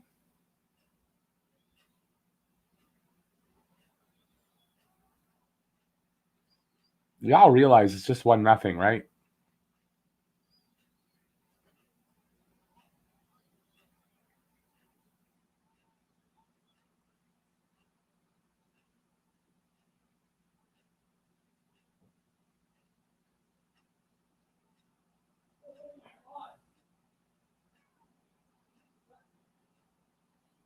I'll get to the bottom of it in the review.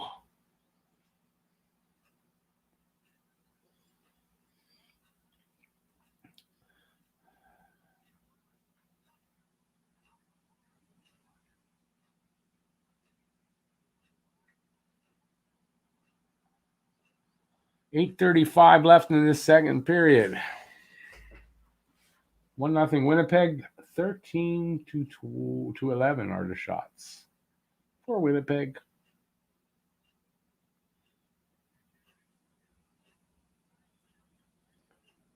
One nothing seems like 10-0. How is that? It's 1-0. If 1-0 seems like 10-0, Brad, that's a problem, but it's not Habs' problem.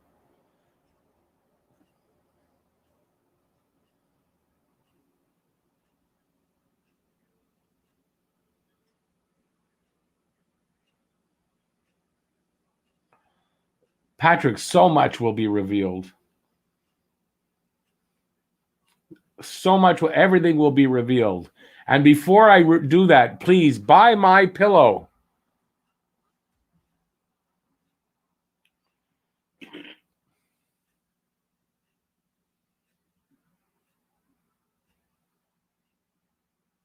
Habs have the Jets right where they want them. They got them right where they want them. They're beating us. That's right where we want them. But listen, it's still only 1-0. It's a 1-0 game. Not out of the reach.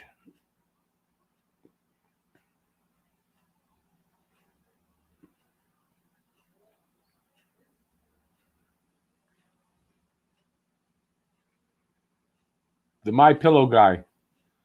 Got to follow American politics, Jeff.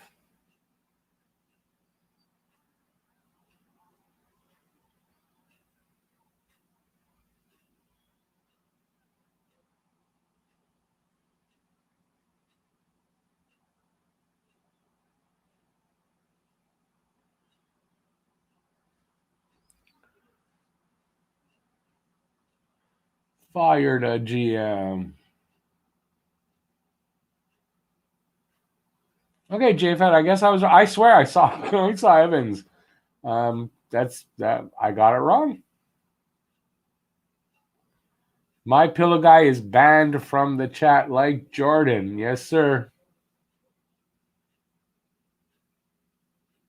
Can see the game in my glasses. Yeah, not much I can do about it, so I'm not going to fret.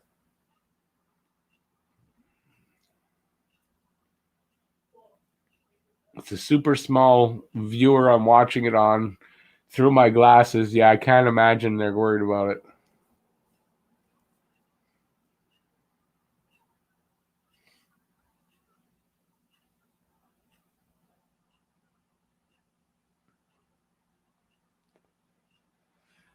Yeah, no, I know it's Petrie now. I get it. I thought it was Evans. That's all.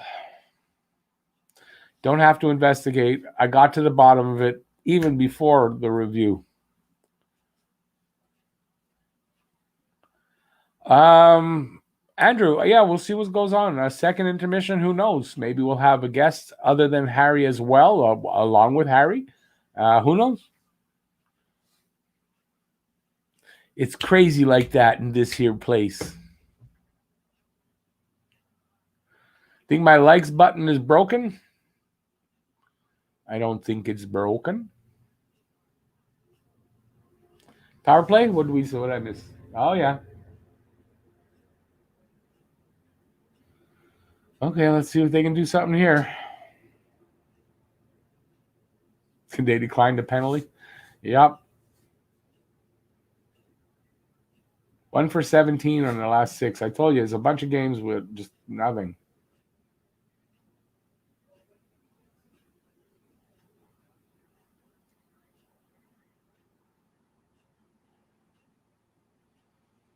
Come on, boys.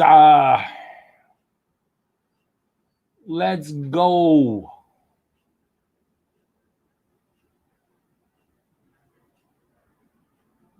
They're not listening to me. What I said in my preview. Score a goal, maybe. No, they're not. On the power play, Score a goal on power play. That's what I said. Why don't they listen to me?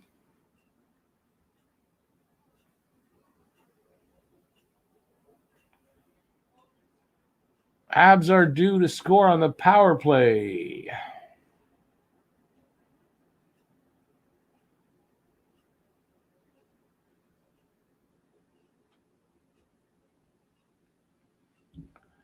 Polly, it would be nice if they could win a few games.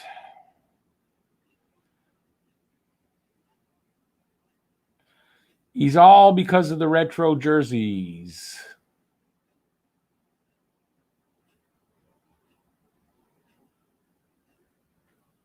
Well, yeah, I mean, they're overdue, but it's not helping. Their power play doesn't look like it's going to score. They can't get set up in the zone. If you're having to dump and chase it on a power play, it's not easy to get set up. Here they are again, dump and chase. And it's dumped out.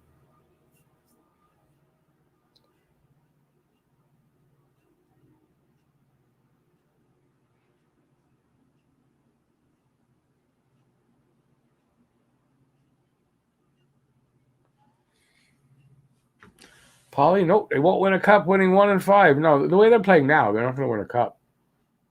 Hell, I hope they make the playoffs. I'm pretty assured they will, but not if you don't win.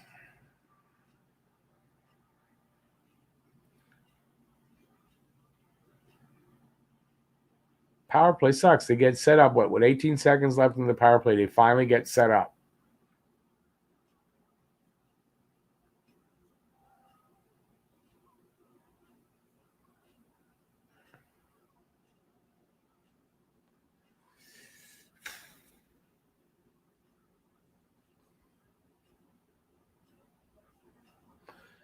Okay, well. Another power play to look ridiculously useless. Let's go. Add 2 more minutes into this horrible power play. Let's go. Let's go.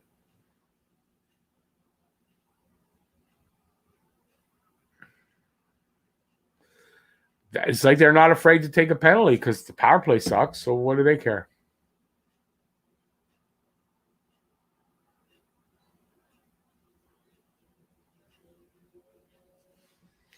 Why does everybody why nobody wants to be added today? Jeff's fault.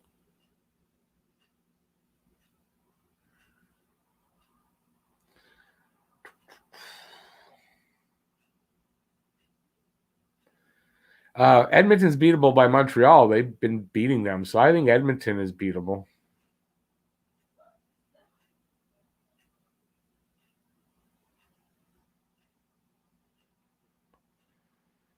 Montreal penalty? That was Jets penalty. What do you mean Montreal penalty? Oh, you guys are ahead of me. Is there... Okay, I'll shut up now.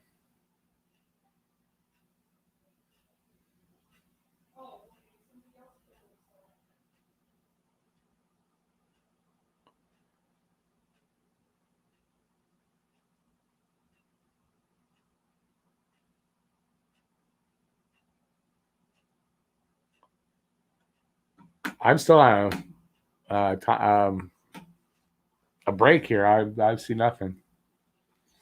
You guys are ahead of me again. I was hoping it was going to be on CBC tonight, but no such luck.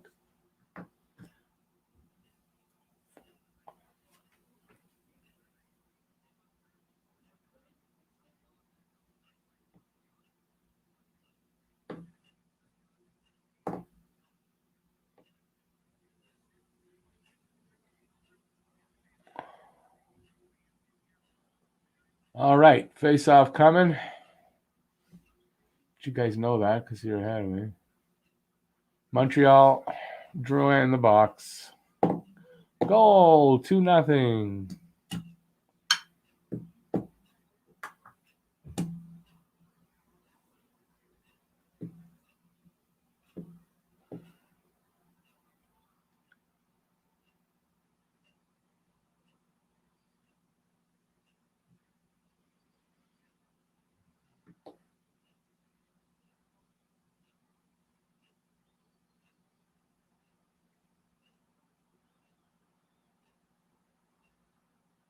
No goal yet? Okay.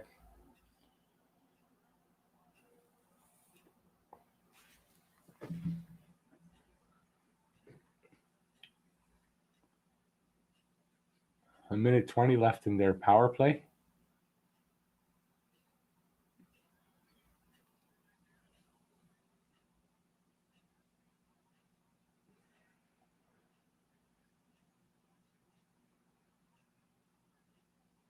What? Another call? Are you kidding me? 5-on-3, we're going to go now?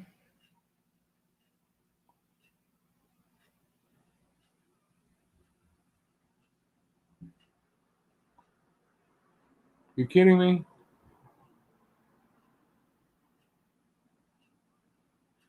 Oh, okay. Yeah, that's a bit of a cross check there.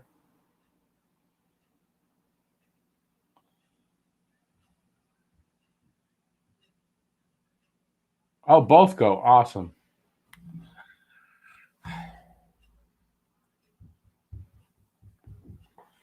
Well, as long as they both go, I don't mind. So is it now 4-on-4? Saved by Allen. That was a good save there. Refs are drunk with power. Luna, I guess you understand that.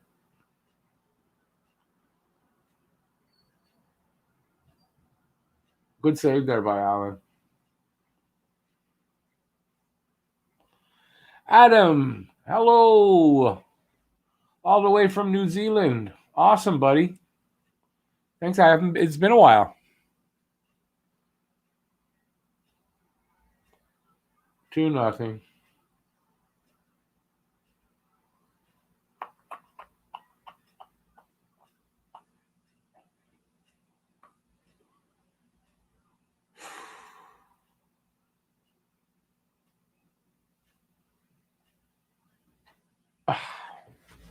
Yeah, it's a bit of a weak goal. Was he screened? I don't think he was. Oh, well, he might have been screened there, eh?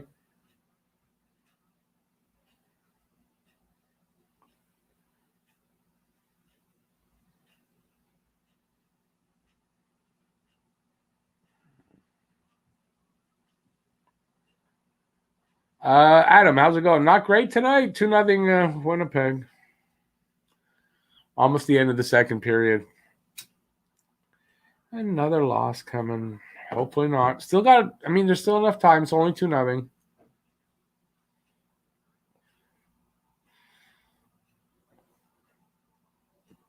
Play out coach's challenge.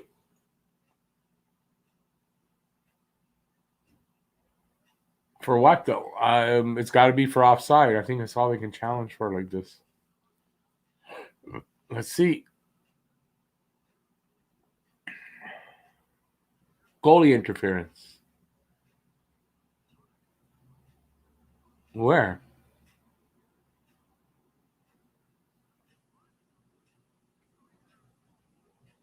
Oh.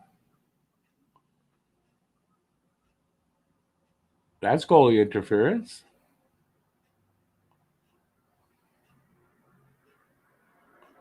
Pushed his hand out of the way. He had to readjust for sure. That's interference. Who cares? I do.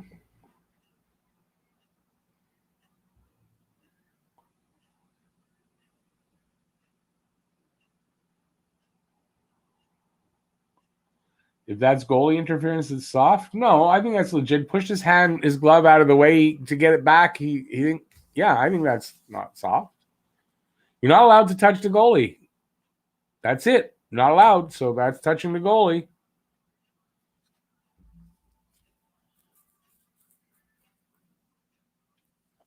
Grasping for straws. If it's goalie interference, then I want the goal called back. What are you talking about?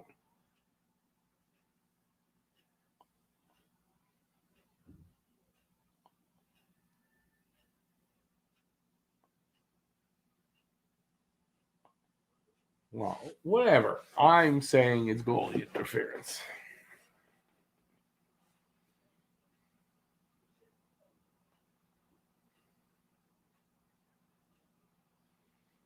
I guess if the glove is outside the crease, I don't know. He's in the crease. I don't know. The player wasn't in the crease though.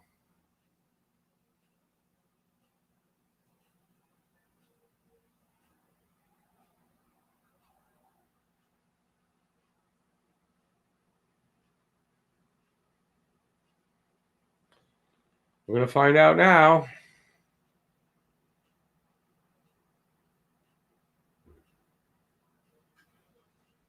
It's a goal. No goal?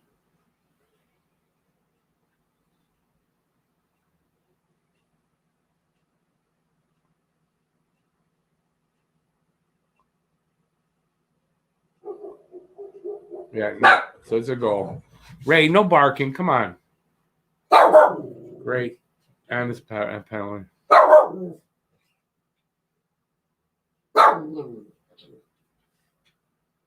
I guess Dominic didn't know the outside of the crease rule as well. Lovely.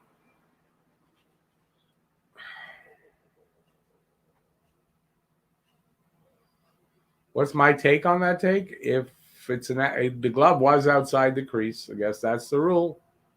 It's a goal.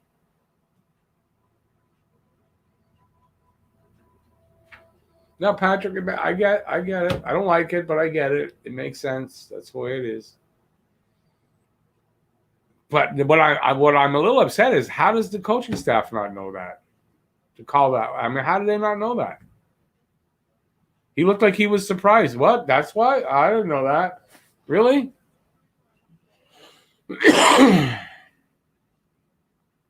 Okay.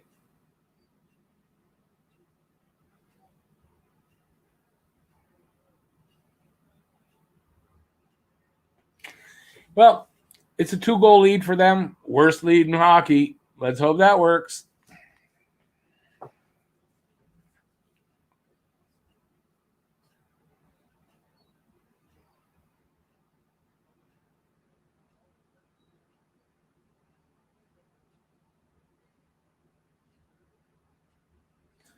Can't be a desperate attempt. That's just dumb if you're going to get a penalty after. So if they thought it wasn't a goal, they shouldn't have called it. They thought it was a goal. They didn't know. You could see the look on his face when the ref came over. No, that's a mistake on the coaching staff.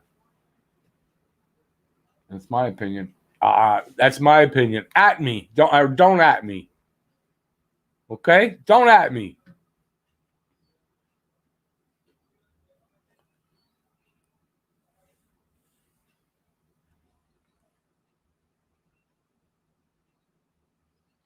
Worst lead in sports.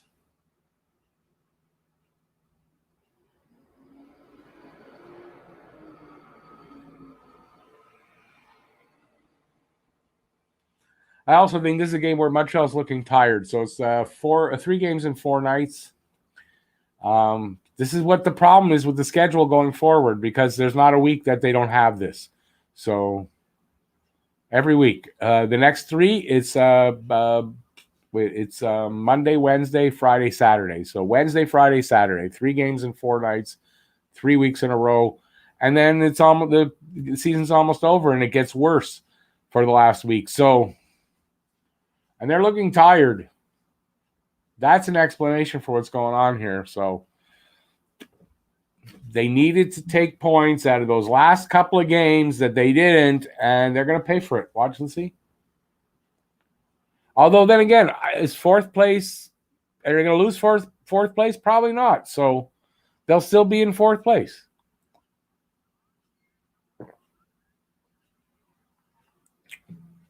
I just wish they would be able to move up, but I guess not. Last minute in the second.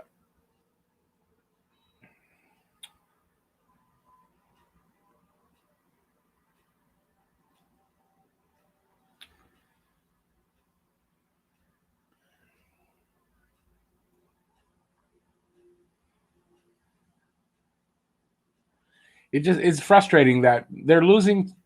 They're losing to better teams. I mean, that's what it is. The other teams are better. Or Montreal would win some of these games. Their score. That was another goal. 3-0.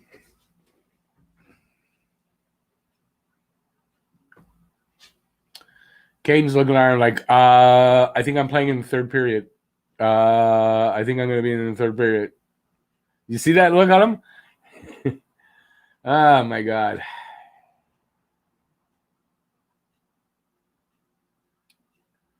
If you don't laugh, you'll cry. So I'm going to choose to laugh. Boy, he's having trouble with his glove or what? Man, he couldn't corral that. It was a snipe, but I mean, it glanced off his glove, so.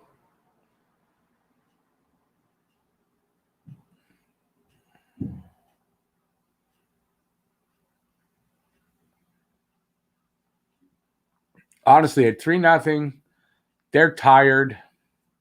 Putting Primo, is it going to help? I don't know.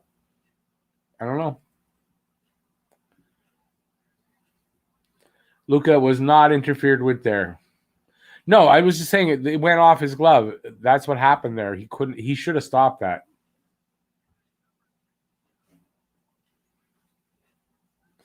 End of the second. Tired Habs team skates off the ice.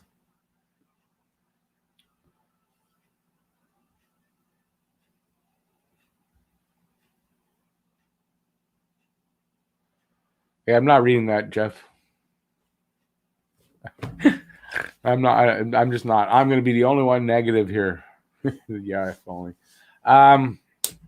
Anyways, the comment just went away, so I take a look at myself now and drop that. Let's go see if anybody wants to be on this sad, sorry night. No requests. You're going to leave me hanging out to dry all by myself.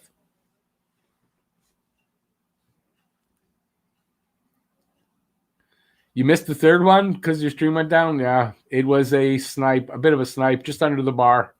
And Allen kind of missed it. It hit his glove, and he should have had that.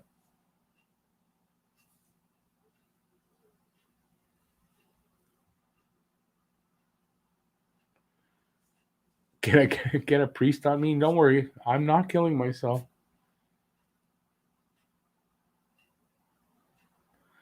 Soundscape. Yes, they seem like they are. The last couple of games, they're running around in the defensive zone, and I don't know what's going on. I mean, I don't. How has he not juggled the lines on the defensive end yet? I mean, you could say juggled it, Mete out, Leskinen in. That's not what I'm talking about. You know, they got to do something.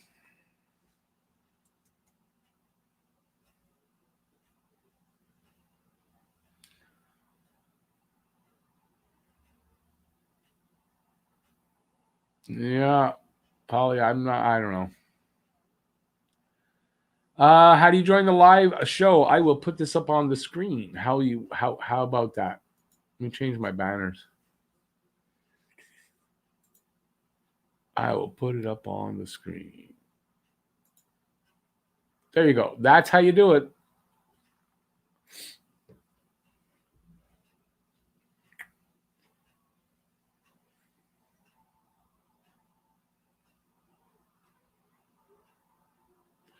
The goalie interference, they just did not get it right. No, I think they did.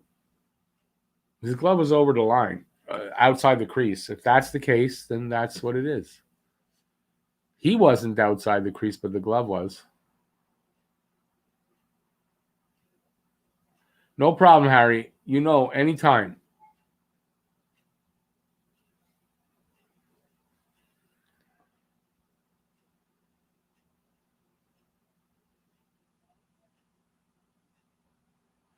Yeah, Japheth, that's what happened.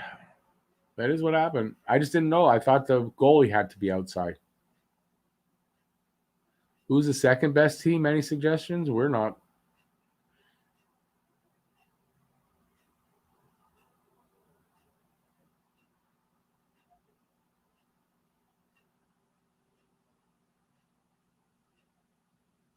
Yeah, the ASA, I don't. That's the one thing I can't do. I'm not using an OBS, so I can't do that. And I don't know how to use this well enough yet to know if I can put it in a different way. I'm going to be hopefully taking a course on Wednesday or Thursday, I think, how to use this better. So, but I can't. Can't believe 75 people here at a game we're losing like this. Thanks, everybody, for being here. If you're here and you haven't given a thumbs up, please do that. I appreciate that. And subscribe. Ring the notifications bell, and that'll get you your daily fix of Blue, Black, and Rouge right here at Talking Habs. You're too pissed off to join me tonight, eh? Yeah, leave me out to hang here. No problem. I mean, hang me out to dry. That's it. No problem. Nobody loves me.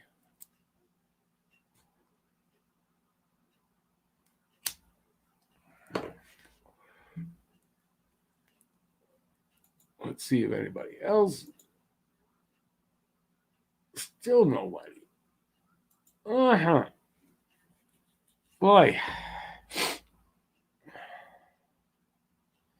We're done. We ain't winning. Kind of looks unlikely for 3 goals. But I mean, there's still 20 minutes of hockey. Let's see how they come out in the third. And you know, it's not over till it's over, and that's the truth. So we don't know. We don't know.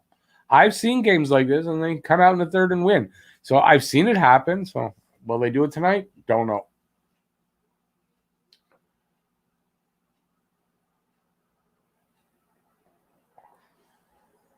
Nolan Patrick, but he's very injury prone. I don't know. Is he fully over his concussion and all that? I don't know. How much raging must Bergie be doing right now? Must be.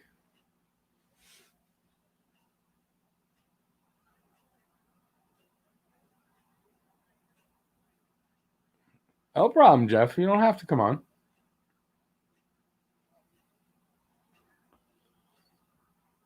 I can handle the heat. Don't worry. I can handle the heat all by myself. I don't need anybody. Oh, but I got Bill Gates. What do you say to that, Bill? All right. See, I got Bill Gates with me. I'm good.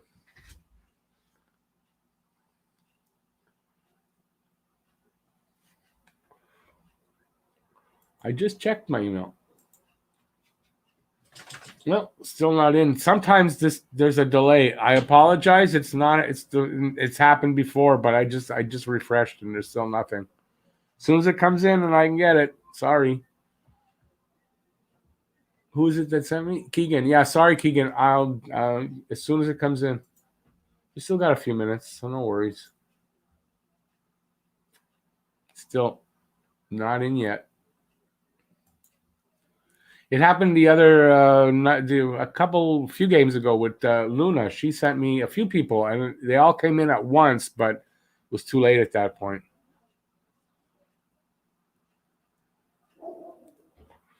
Yeah, I've said this before too about what Scotian said. Kulak should go with Weber. I don't know why is he keeping it? It's my one big knock on Ducharme right now. Well, and there's getting to be more, but it's one. Ray, stop barking, please. Please, please, please. Let me check my thing again. Still not in. I don't know what's up with that. I think I'm maybe getting a different email address because it's not. I don't know. I'm not happy completely with GMX.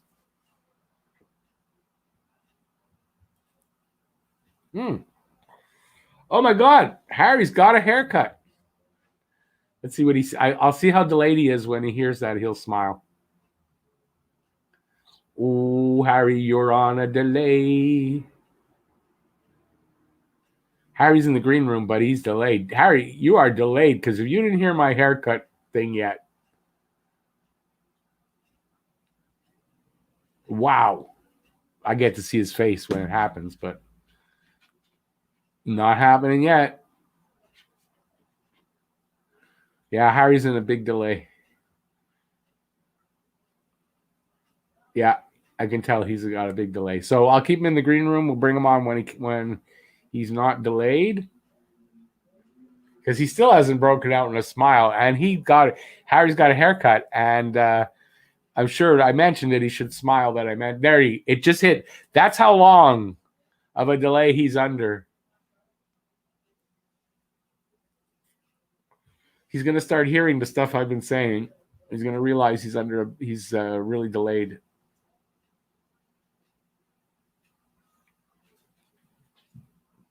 I don't want to bring him on while he's in that much of a big delay.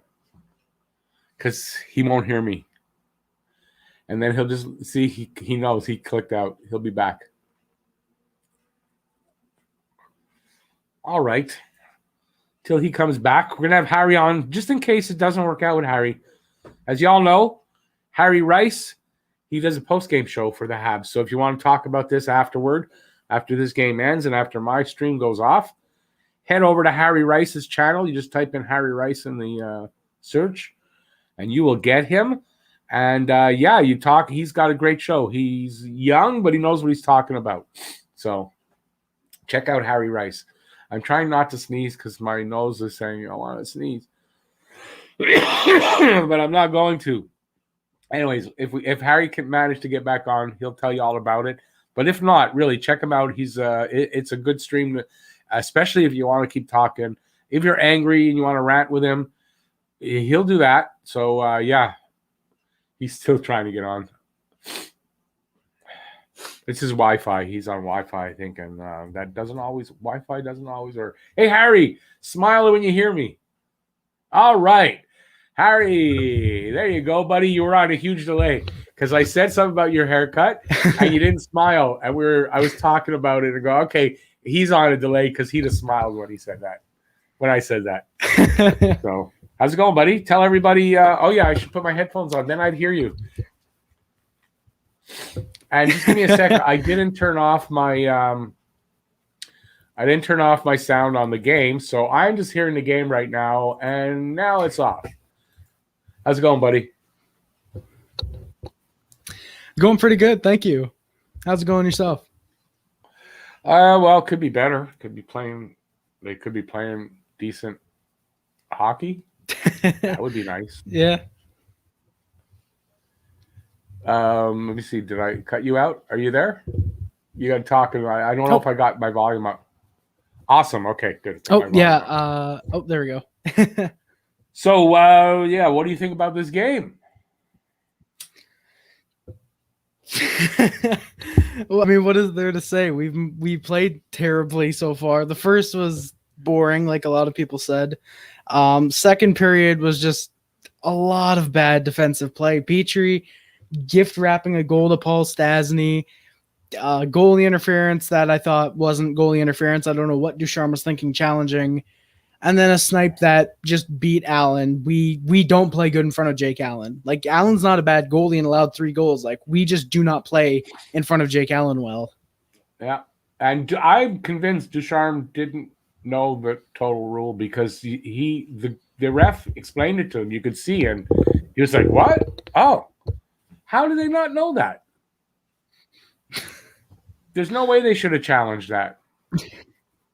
Yeah, like when they challenged it, I was like, oh, maybe it's not a goal. But then they showed it, and it's like, okay, yeah, the puck goes in between his arm and the glove. The glove was out of the crease, like you said. There's no, for me, it was clear it should have been. It's a good goal. Yeah. Think they come back with Primo in the third? Oh. Did you cut out? Do you think? Yeah, I think you froze. Do you think they come back with Primo in the third?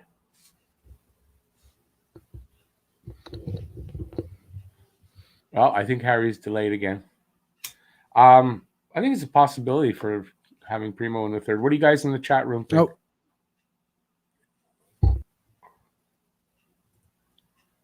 I think Harry's Wi-Fi is giving him problems tonight. Oh, there we go. We're back.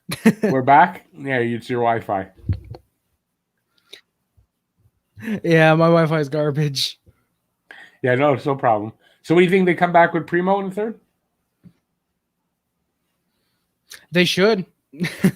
I love Allen. It's just, like I said, we don't play well in front of Allen. We should start Primo if we want to get a bit of a boost. Like, oh hey, Primo's in nets his first game of the season. Let's go out and try and actually play good for him. Yeah, that's true. Do you see him on the bench though? He was looking like, what? I'm going to go in this game. I know I'm going to go in. It's almost like he was like, I don't want to go in this game. I mean, if he doesn't, then yeah, don't put him in. But like, if he's like, yeah, why not? I'll go. No, in. Listen, put him in. He's a professional goalie. He'll go in without worry. I mean, he'll go in. I just thought it was funny that he kind of looked like, but yeah, I kind of think it would make sense if they come back with Primo. I mean, maybe just for the reason you said. They'll play better in front of them. It's their only chance. If they play like this, there's no chance. If they play like this in third, there's no chance. They're not going to win. They don't have a shot. Yeah, like I've said it. Like, if we keep playing the way that we've been playing the last 3 games without Carey Price, we maybe deserve to miss the playoffs. If we keep playing this way, we maybe deserve to miss the playoffs. We've not come out with any. There's not been a game. The last 3 games, in my opinion, have been. Just, we don't care. We just, oh yeah, we know we're in the playoffs. Just goof off, do whatever. I don't like that. I don't like that at all. That's an interesting take on it. I hope it's not what's going on because that's not good. I mean, that you got to. If that's the case, you got to say that's a bit on the coaching staff if they're allowing that to be the case, right? Yeah, like I thought Ducharme would maybe help the team, but it clearly hasn't. They're just reverting back to what Julian was teaching them. And for a guy who says he likes offense, he clearly isn't showing it. This is what I was talking with Jeff. I guess it was last night, and he was saying just that this team it looks like Julian's coaching. He said if you would show him a game from when Julian was coaching and one now with Ducharme, but didn't tell him who the coach is, he'd be sure that it was it's the same coach. I guess to defend himself on that, the guy who says he doesn't want to come in here to help me out. Look at a booby face. Shows up. Just let me know when the game's on. I don't know when the game starts. I don't have it on. I turned it off. I can't watch this shit no more. Oh well, I have no choice. No, I didn't get that far. I just moved to the basement, so with the computer, so I have to get everything going here. Okay. Yeah, this was well, listen, I have it 3-1 for Winnipeg. There's a reason why I chose that. because nothing in the last two games says to me they're going to beat Winnipeg tonight. I can't disagree with anything that Harry said. Like, Yeah, I mean, everybody heard my rant after the last game, so, and nothing's changed tonight. Oh, were we on the show still when we talked about that? I didn't realize that. Nothing's changed. So, if you want to know what I think, go back to the last 20 minutes of the last live stream Rick had. Well, yeah, listen, they're not doing anything to say that's. I mean, I'm just disappointed that they're not. And I'm sorry I didn't make it into your stream last time, Harry. Rick ended up chatting for quite a while after the game. Hey, it's all good. It's all good. I popped in and gave you a like and said hi, but I was still talking to Rick. So it's my fault. It's my fault. Always blame me. Oh, that's all. It doesn't matter. Like, and you got a comment. That's all that matters. Radney is saying this cannot be good for Ducharme. What do you guys think on that? If this team, hang on, let me finish. If this team doesn't change their direction soon, you think he still has next season as coach, or the only reason he'll have next season is because he's French. That's it. And Harry? Not a chance. If the Canadiens keep playing the way they are right now, not a chance. At least I'd hope not. I would take Marc Bergevin coming down and being, I can coach this team for now, rather than having Ducharme next season. It's too bad because I really like Ducharme. I live in the Maritimes, live in Nova Scotia. I saw the great coaching job that he done with the Mooseheads. Although I'm not a Mooseheads fan, I'm a Screaming Eagles fan. But I mean, it's a lot closer for me to go to Moosehead games than it is to Screaming Eagles. But I mean, he did some magical things with that Mooseheads team with Drouin and McKinnon and Ehlers. He did.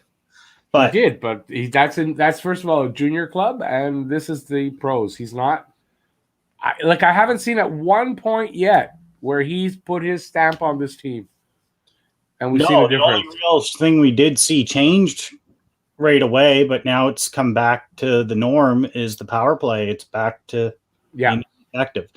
What it boils down to, in my opinion, is it's not that we have bad players. We just don't have any dynamic players. And we're counting on two young kids to be that dynamic player, and they're just not ready for that role. Like, Rick, we had this conversation, I think, between us the other day, and I'm like, everyone's saying Suzuki's going to be.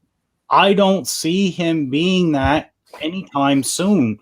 Maybe next year. I don't know, man. Like, I think that's a lot. He might be a 60-point player next year. Maybe. I don't know. But, like, he's literally fallen off a cliff here the last month and a half. Like, him and Drouin, like, as much as I love Drouin and I stuck up for him a lot through the last couple of years, I'm done. After watching how bad this team is tanking, how bad that they're playing, and they need offense, they need goal scoring, and he has not stepped up to that over the last few weeks. And Bergevin has given them every opportunity to be a better team than they have been the last couple of years.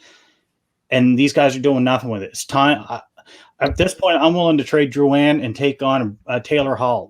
At least Taylor Hall, I think, would give us more offensive than Drouin's giving us right now. 2 goals is completely unacceptable, in my opinion. Harry, what do you think of it?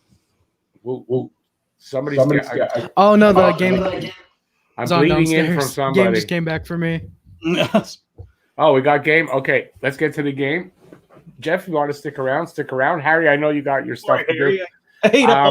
Harry, I told everybody what to do, so no worries about that. I did your promo for you. I promise. All right, so everybody, don't forget, after the game, head over to Harry's channel and check him out for his post-game show. My head's going to explode. I got a pounding headache watching this. Yeah, that's no, I'm good. All right. So Harry, you can click out whenever you need. And Jeff, so I'm going to get the game up here if it's back. Hey, guys. Thank you guys for letting me come by. Hope to see you later, Jeff. Hopefully I won't. Have a good stream, Harry. So what is this, timeout? What's going on there? They're explaining, because now you're on here. I can't put my sound on. Oh, I don't know. Kulak's been stuck on the ice for over a minute and 20 seconds now. That's never good. Yeah, that isn't good.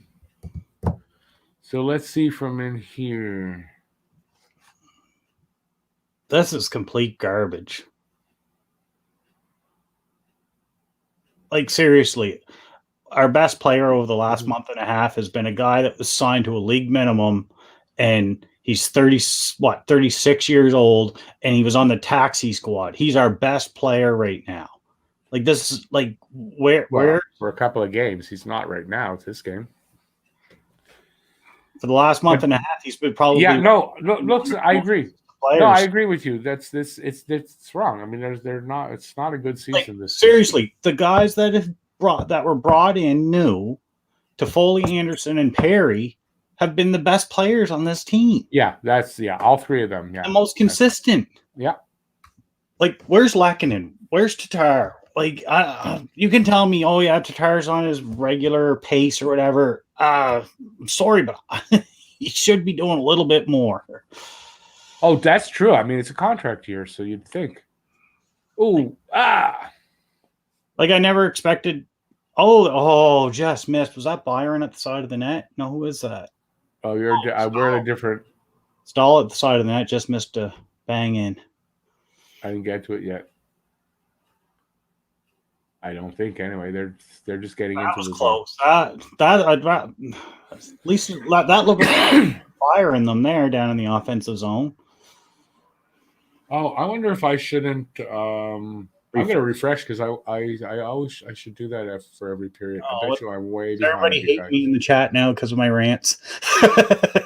Why? It's you're allowed your opinion. If someone doesn't like your opinion, it's kind of their fault. I'm tired of crapping on this team the last few weeks. Like it sucks. I don't like shitting on kids that gave up tons in their life to make it to this level. Like, I hate shitting on professionals because they've done something that I'll never do. No, I get it, but still, we expect a little more. I'm just in no man's land. Spin away. I can't even bring up the comments. What's going on? No, there we go. I got no. Oh, there we go. I finally got the game. What do you got for time on the game? 16:20. Yeah, 16:20. Okay, I'm not that far behind. I got a little bit of delay down in the basement too because it's. No, I'm about 10 seconds behind you. It's not too bad. Is there anybody out there in trade land like Gallagher, Miles Wood? Not Here's really. the thing, guys. Here's the thing. You want to replace Gallagher in this lineup? You're giving up something you don't want to give up. Right. Like, Well, this is boils down to. That's the problem, of course. Like, the only thing that you might get right now is maybe someone like a Taylor Hall that's on the block and everybody knows is on the block. But I just don't see the point in Bergevin going out and making a big splash here when the team's playing the way it's playing. It's one or the other. He either makes that move to inspire them to get them out of the rut they're in, or he doesn't make the move because he doesn't want to waste assets that he can do more tinkering with the roster in the offseason. I would rather, if that's where he's at, I would rather him hold on to all his assets and make moves at the draft to make next year's team better and just kind of ride with whatever's going to happen with this year. Because right now, this team, like, I'm sorry, it's not getting out of the first round the way they're playing. But also, teams that don't do a lot at the deadline tend to do better in the playoffs. Doesn't always help a team that makes a big splash. Yeah, but the thing is, though, is we obviously need scoring and we obviously need better defense. And don't forget, everyone, like, this is the North Division. This isn't – you go look at that East Division. That's murderer's row. You think any of the teams in this North Division are going to beat the Islanders or Tampa Bay or – right? Like, good luck. Well, except that we've seen it happen, but, yeah, it's unlikely. Oh, okay. It might happen. You might win one round against them, but you're not winning 2 rounds against teams like that. Well, you win Not one going round. straight. You win what you go into the cup final if you win one round against them. That's all it takes. Yeah, but I mean, okay, so you beat Tampa Bay or you beat the Islanders or whatever. Do you think you're really gonna? Do you have much? No. I didn't say Colorado that. or Vegas? No, but I didn't say that. But I'm just saying it says you never know in the playoffs. I've seen it happen before, but it's unlikely. It's like right now, literally, our only chance is to have a year like '93 where the top teams get put out. Yep, that could happen. And it's two middle of the road teams that make it to the finals. And it could happen, right? It could happen, but do you really want to trade away assets on that in case that happens? No. No, I don't. Listen, I don't think anything's going to happen on the trade deadline at this point. I think if they were going to make a move, they'd have done it already. I think if they do make a move, it's a move that's going to help them next year too. I don't see them going after a rental player. I see it going to be somebody that they're going to have around for at least the rest of the season and all of next season. That's what I think will happen. If they do make a move, it's someone that's going to be here for this year, the rest of this year, and all of next year. If there is someone like that out there. Come on. No, you can tank for what? Like, you're still a playoff team right now. Like, there's no point in tanking. Besides, what does tanking get you? They're not. This is probably tanking doesn't get you first pick. You don't know. It's still an if you get first pick. Even if you do get first pick, who the hell are you picking? Nobody. And that's another thing. It's a pick for you don't tank. First of all, you just don't tank. This is the year to not have the first overall pick, but have a ton of picks in the second and third round, which we have. Right? Like, this is the year where you can maybe get someone that should have went in the first round in the second or third round because nobody knows. I'm going to see. I'm taking out my headphones. If you guys hear an echo, let me know. I'll put them back on, but they're hot, and Jeff's not wearing his, and there's no problem. So, right? No, I forgot to put mine on. No, it's okay. I didn't mean to jump in when I did. I just meant to log in. I was going to jump in after Harry came on. And it's okay because I didn't hear any echo of myself on yours. So, and I've done this before. There's never been a problem. So I'm sweating like crazy in my ears. And since I don't have the sound on anyway, why should I wear that? Yeah, if we're gonna tank, let's tank the next year when Connor Bedard's on that kid is fucking amazing, man. Jeez. Troy, I'm from Pictou County. Pictou County. Yeah, you want to find Jeff, it's what I always say. You head down to Nova Scotia, ask the first person you see that you want to find Jeff, and they're going to tell you where he lives. Nobody knows. Nah, you guys all know each other down in Nova Scotia. It's so small down there. Oh yeah, I know Lukey and Bobby, and yeah, I know them guys. Yeah, you know everybody down there. You mentioned Jeff's name, they're gonna tell you where he lives. No, they're gonna say, "Fuck that guy." Yeah, I want to beat that guy up, man. Yeah. Oh, hate to say it, but you gotta love T.O. with Marner, Nylander, and Matthews. They're young, talented, entertaining, and they score goals. Well, Hawko, I can say this. I don't gotta love Toronto for anybody, for any reason. So, nope. Not selling me on that one. Been to Brador many times, Troy. Like, my whole family lives in Glace Bay, so. When I was growing up, Brador, that's a strong beer, man. Never had it. Brador, you take the S away though. Yeah, that's a strong beer, Brador. Anybody remember Brador beer? I hated that. He's only 15. He's won't be in for Bedard. Yeah, he's still young. Yeah, a couple years yet, right? What? Yeah, that's born to be a Hab. That's we claim that. There's also claims someplace else that's the birthplace of hockey, so we'll take it. Montreal's the birthplace of hockey. Windsor, Nova Scotia claims they are too. Yeah, I know. My backyard, that was where it happened when I was a kid.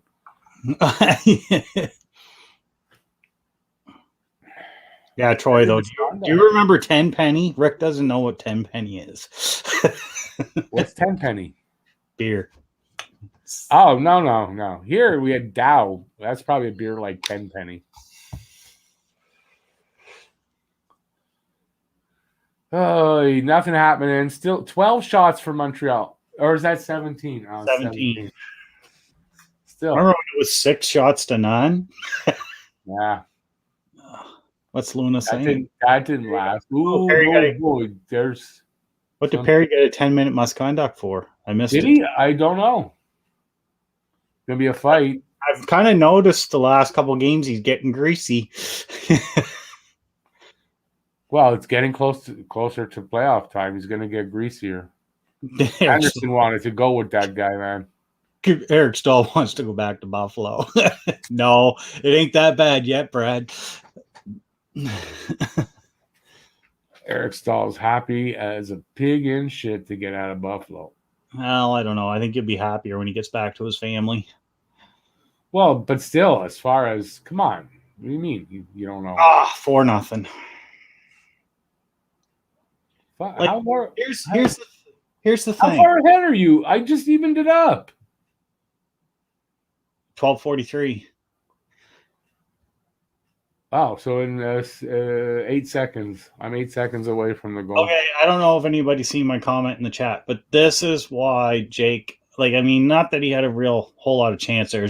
Our defense is not, but this is why Jake Allen's not a true number one goalie. Once he plays a lot, the cracks start to show.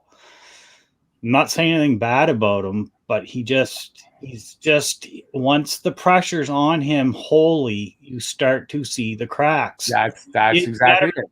Right? That's it. No, that's it. That's the knock on him. He's a backup goalie. When you have to rely on him for more than a certain amount of time, when you have to rely on him as the number one guy for more than a certain amount of games, that's when that happens with him. So that's why anybody's saying, well, Allen will be the starter. No, Allen, trade Price and have Allen the starter. Not a good idea. He's proved that his whole career. That's not how Jake Allen does well in a 50-50 situation. He's like Halak, right? Like, it's a good way to put it. He's like Halak. Oh, we got to fight. Evans, the kid stepping up for his team. Hey. It's gonna happen. I don't think he won that fight. He ate more punches, but he fell on top of the guy. So we'll take it. No fight yet on my side here. I'm so far behind you guys. Fight Perot? No, who was that? I couldn't tell. There, just about to happen. Yeah, and that's Matthew Perot, 44. No, Morrissey. That'll help. I'll take the best defenseman off the ice for Winnipeg for our fourth line center. Good fight. No matter what, he took their best defensive player off the ice for 5 minutes. Well, okay, we got two points of view up there. Caulfield is coming. Caulfield is not coming. You should ask his girlfriend first, but I mean, I don't know. Caulfield, come on, that was an adult joke. Any kids in the room, erase that from your minds. Oh, that's what I meant. I'll get back to that. Wow. It's not, I said this earlier in chat. I don't know if anybody's seen it or anybody disagreed or whatever. I hate being on because I can't read the chat anymore. But why can't you read the chat?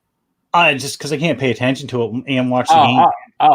It's hard enough watching the game and paying attention to the chat. Tell me about it. That's where my dilemma is. But I said earlier, it's not like we're getting beat by the best players on every team. We're getting beat by the third and fourth line guys, which is where we're supposed to dominate. That's where Montreal's supposed to have the best third and fourth line guys, and that's where we're supposed to be winning games. But yet we're getting beat by the other team's third and fourth liners while we shut down their star players on their top line. Like, it's so frustrating. Like, well, I think the comment you made last night about this is like watching Claude Julien coaching the Habs. That, to me, this is what it's like watching again. We're watching that team. Yeah, well, I wish Ducharme. I don't know. I think it's I think it's obvious. How many coaching changes? How many times with this core team have we had to change the coach? When can we admit the fact that it's not the coaches, it's not the system, it's the players? We need the core guys just aren't good enough. We need to upgrade. And I'm sorry, but if that means trading a Gallagher or something to get a different, more dynamic player in here, then maybe that's what needs to happen. Because what we've done for the past 6-7 years is not working. Like, we're watching it fall apart yet again. Yep.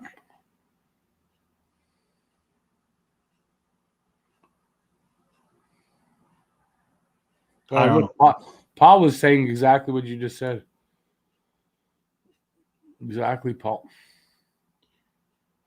But, I mean, it's not like tomorrow, like, all of a sudden we trade half our roster and we get Connor McDavid or Leon Draisaitl. That's not going to happen. That's not going to happen. We get those players in the draft. We had the opportunity to maybe swing a deal to get someone like Pierre-Luc Dubois or Laine or something like that. I mean, I get it. They're not perfect players, but at least it's something different. Like, I'm just tired of watching the same thing year after year. Like, if we miss the playoffs this year, like that missing the playoffs this year will be worse than missing the playoffs any of the last 3 or 4 years. Yeah, This division should have been fairly easy for them to make the playoffs, especially after the start they had with all the problems the other teams have had and all the upgrades that this team has made. It should have been almost pretty near a guarantee to make the playoffs. And I don't know. Well, they should make the play. I mean, unless something happens, miracle would. Yeah, I get that. I mean, I know everybody loves Galley, but really, who else on our roster right now is worth anything in a trade? Weber's not worth anything. His contract's too big. Price contract too big. No one's going to take them. Galley's the only one that's signed under a half decent contract and still plays to his potential night in, night out that another team might be interested in. Where if you package him with first round picks or something, you might be able to pry away a good young star player for him. Like, it's not that I want to get rid of him. It's just, what else? Like, are we going to just keep doing the same thing over and over again, year after year, replacing the same third and fourth line guys over and over again and hoping for a different result? Yeah, well, right? Like, I don't know what the answer is. I really thought like this year there'd be this wouldn't happen. This drop off when it matters wouldn't happen. Now, hopefully in a week or two, they go on their late season surge like they seem to always do. And we get in and we forget all about this and I have to eat the crow and I'll gladly eat it. Yeah, I mean, are they playing in any way that looks like they're going to be able to change what's going on right now? Well, V for vegan, you won't stick around for a rebuild. Okay. But then don't complain. Then expect more of the same. Like, there's only one way to go. This half measures is not working. Maybe it will this year. Maybe they get into the playoffs and they fly right to the Stanley Cup final and they win it. But I mean, let's face it, that's probably not likely. And it wasn't what I expected the first year. But I did expect a team that could go to the second round of the playoffs and put up a fight in the second round of the playoffs. That was my expectation for the year. And right now, I don't see that. Yeah. But like this constant just replacing guys on the second line or guys on the third line. It's, did he stop that or is that a goal? Oh, God. What is the defense doing? Why is there a Winnipeg player standing wide open and by himself? I'm not. They're not even playing on my screen. Where's Scheifele? I don't think Blake Wheeler's playing. I think he's hurt. But where's the top guys for this team putting the puck in the net? Other than Ehlers, I haven't seen anybody of note really score a goal. No, not the last 2 games. What in the Weber? Oh, are you kidding me? What is he doing? Why is he there in front of his own goaltender? What happened there? He turned the puck over.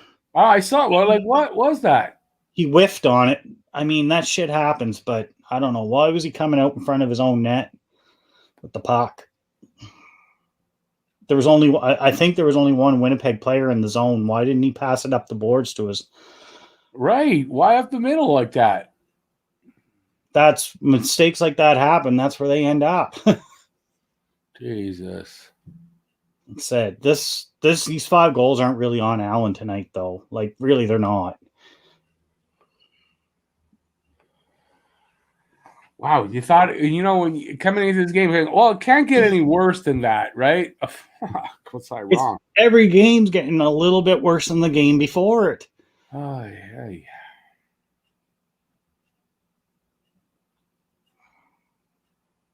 I don't even have the words to I don't know.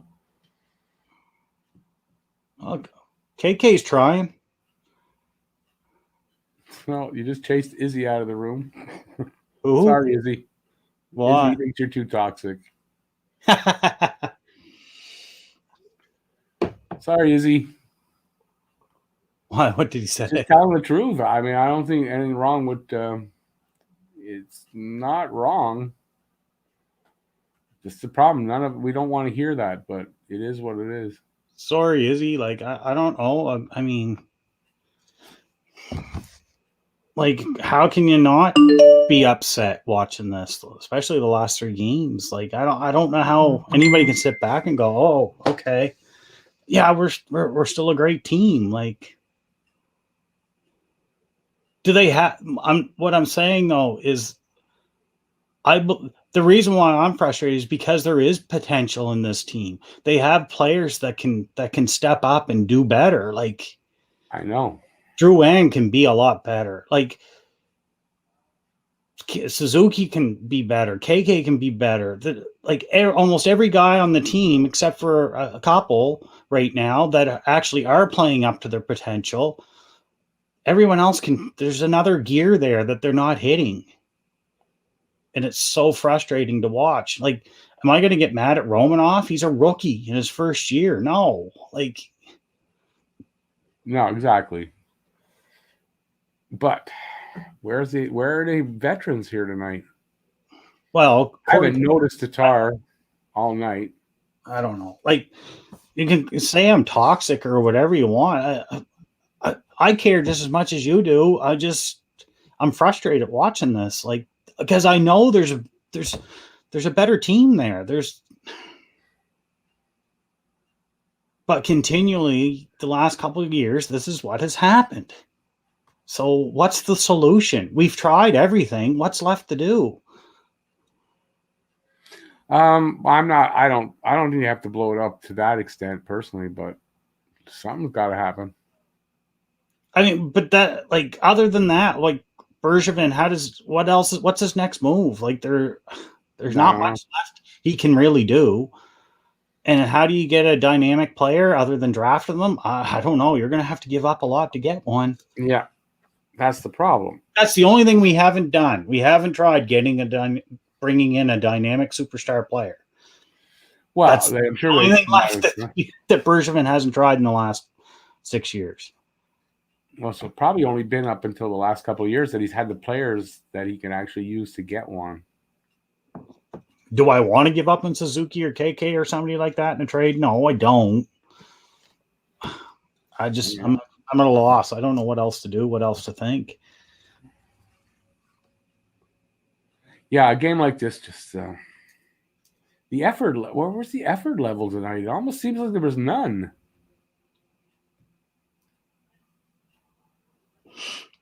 Yeah. They're almost like they're playing to get this coach fired. Well, that's oh man, it's hard. I think Dubois looking going for. Glad I didn't go to this. Yeah, someone just said like the fans wouldn't put up with a rebuild, but at the same time, those are the same fans that would be if they were allowed in the Bell Center right now. They'd be booing the hell out of this team. Oh, but they won't put up with a rebuild. That's the part I don't understand about Montreal fans and They would boo this team off the ice right now. They'd boo Carey Price if he was having this bad game, but they won't put up with a rebuild. I don't understand that. Patrick says Ducharme lost the room. You think he lost the room already? They're playing like it almost. If coaches keep losing the room, who's the problem then? There's got to be a problem in the room.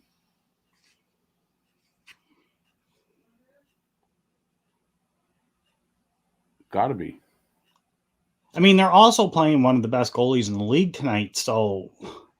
But that's where the defense needed to be better tonight. Oh, Edmondson's going after Lewis. Some punches thrown there. At least they're showing some anger. Like, the players look just as angry as I feel right now. So, that's a good sign. No, they're not playing like it, though. I mean, here's Tatar. I mean, I haven't really noticed him all night. No, Habs fan, that was not a rebuild. A rebuild is when you suck and you're in the lottery for 4 We had a reset. We had a reset. We had a half measure. We didn't have a full measure. Yeah, no, we had a reset. Yeah. We swapped out a few guys here and there, but kept the same core and stayed in mediocrity. A rebuild is when you were in the lottery for like 3-4 seasons in a row. Franco just called Shushu Drew. We had a dog when I was a kid. That was her name, Shushu. It means Shu is cabbage. Shushu is like my little cabbage. What did Luna say that everybody's agreeing with? I didn't see her comment. Oh, I didn't see it. You knew? I mean, they also limit themselves on coaches by only looking for French-speaking ones. I don't, for life of me, understand that. Nope, I get it. Me neither. It's since Bob Barry was the last one. It is what it is, and it's not going to change, and there's no point in arguing about it or fighting about it or being upset about it. We all know it as Habs fans. We've known it for the decades. That's and also, though, it isn't to say that every French coach that was here was not a qualified coach and all that. That's not – you can win with a French coach. You can. It's just that if that's the rule and that has to be, that's what screws you up. But I know I see a lot of people that some of the French coaches they have gone on to have success after they've left Montreal too, right? Like, but there's been French coaches that win elsewhere too. It's not like you can't win with a French coach. No, but if that's you're limited to that, then that's where the problem is. I mean, and we keep recycling these guys now too, right? Like, yeah, I don't like seriously though. In a way, like, as Ducharme gets fired, I mean, he came in the middle of the season. He came in during a pandemic. He came in, the team had to be shut down for a week because of the pandemic. He's had key players go out with injury. Like, there are some built-in excuses there for him to survive this and get a clean slate with a full full probably won't happen. Right, like a full training camp and everything to really put his stamp on the team. But his stamp seems to have reverted back to Julian's stamp. Or maybe the players have reverted back. I don't know. Wow. If that's the case, then he's lost the room. I mean, that's what that is. All I know is the other day when they were interviewing him, they asked him about Drouin and what he needs to do, or what is it that Drouin's doing on the ice that that justifies him being out there if he's not scoring goals. Right now, nothing. Since he hurt his wrist again, nothing. And Ducharme really kind of bungled the question up. And he looked like a deer in headlights when he was answering it because he couldn't really think of anything to say that Drouin's providing to the team right now. All he could say was, "Oh, he skates good." Oh, okay. Really, I didn't watch I almost did, but I didn't watch the press conference with him. His part of it. Oh, I just wish this 3 minutes would pass real fast. What's everybody saying in the chat, Rick? I feel like we're ignoring them. Or I know I am, but it's not on purpose. I don't know. I mean, it's just like, I don't know.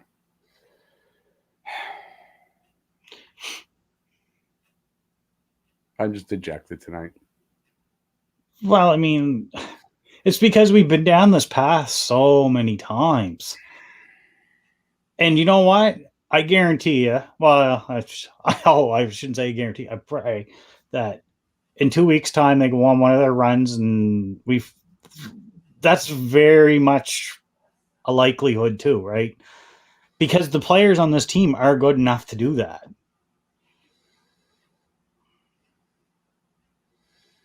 Yeah.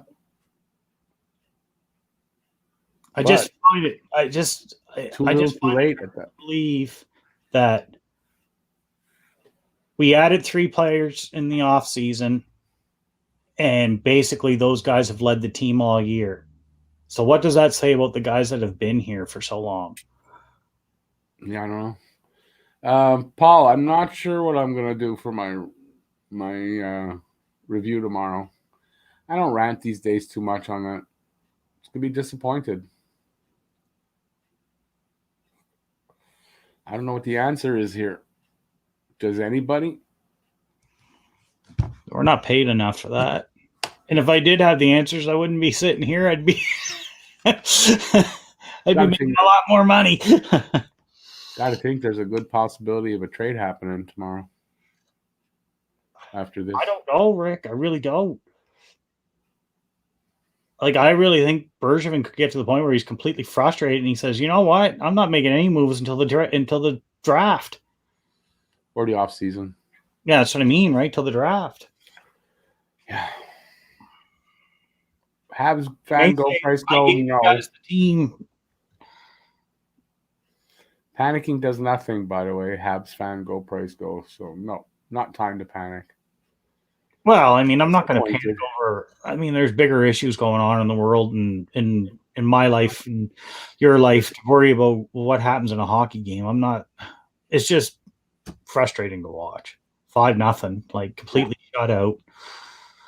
It's just. I mean, I'll be fine in an hour or two after the game's over, but right now I'm like, ugh. Yeah. Like you invest 3 hours of your time to sit down and. But I mean, that's the gamble of watching sports. Your heart's going to get broke sometimes. Yep. It is what happens. But I mean, this is such a frustrating way to get nothing here, like to be shut out here. Did Kyle Connor score a goal tonight? Because usually he rips it to us too. So no, I don't think so. He hasn't got one. He didn't get one the other night either. Anyway, this is it. It's done. It's over. Thank God that game is over. All right. I don't know, man. I don't know. Hate me if you want to. I don't know. I'm just frustrated like everyone else. And when I'm frustrated, I can't keep a positive outlook on the players and the team. I'm sorry. It's not who I am. I can't help it. I apologize for it. It's just when I see that I get mad. Like I just Yep. What else can you say? I mean, just there. Mel LeBlanc said it. It's pitiful. That was a pitiful game. But why is it a pitiful game? Like what is happening? It doesn't make sense. Like none of this makes sense right now. Like what is going on with this team that they literally can come out in a fight for their lives, playoffs lives, and not even score a goal and put up 19 shots? I don't know the answer. This up and downness of them, I don't. It's a roller coaster ride every season. I don't get it. And change coach, still a roller coaster ride. Bring in new players, still a roller coaster ride. Oh, good for Campbell. No, I like Jack Campbell. I think he's an excellent goaltender, and it's about time he actually got an honest shot in the league. He wasn't going to get that in LA, and I didn't think he would get it in Toronto, and he has this year, and he's doing well. Yeah, but he's Toronto Maple Leafs, so on a night the Habs just played this shitty, I don't want to say anything good about a Toronto Maple Leafs. How's that? Well, I mean, it's I just like it doesn't matter what team they're on. I know, but I'm just saying, not tonight. Not tonight, Jack. Tomorrow I'll say something nice about you. Next on the plane, like seriously, bring up Caulfield. Do you want to bring him into this losing shit show? I don't. No. I want him. I'd rather him stay in Laval and if you're worried about damaging him at all, this is the thing. Don't bring him onto this team right now. Right? Like, you're going to bring him into a locker room. He's going to be excited as hell, happy as anything. His dreams come true. And you bring him into a locker room where a bunch of guys are sitting around pissed off and angry. And do you want him around that right now? I guarantee you they're not going in the dressing room and saying, good game, guys, good game. We played really well tonight. They're going in the locker room and they're probably pointing fingers at each other. And yeah. They're not happy. And if you're worried about the pressure on him, imagine the pressure if you're bringing him up now. It's even threefold then. So, no. Like, I'm not the biggest Cole Caulfield fan, but I want him to have success, and I don't know if bringing him into this right now is a good idea. But maybe the locker room's not bad right now. I don't know, but I guarantee you one person that knows, and that's Mark Bergevin, and he'll make that decision. That's what it boils down to. Yeah. If I was going to bring anyone up right now, it would be Paling.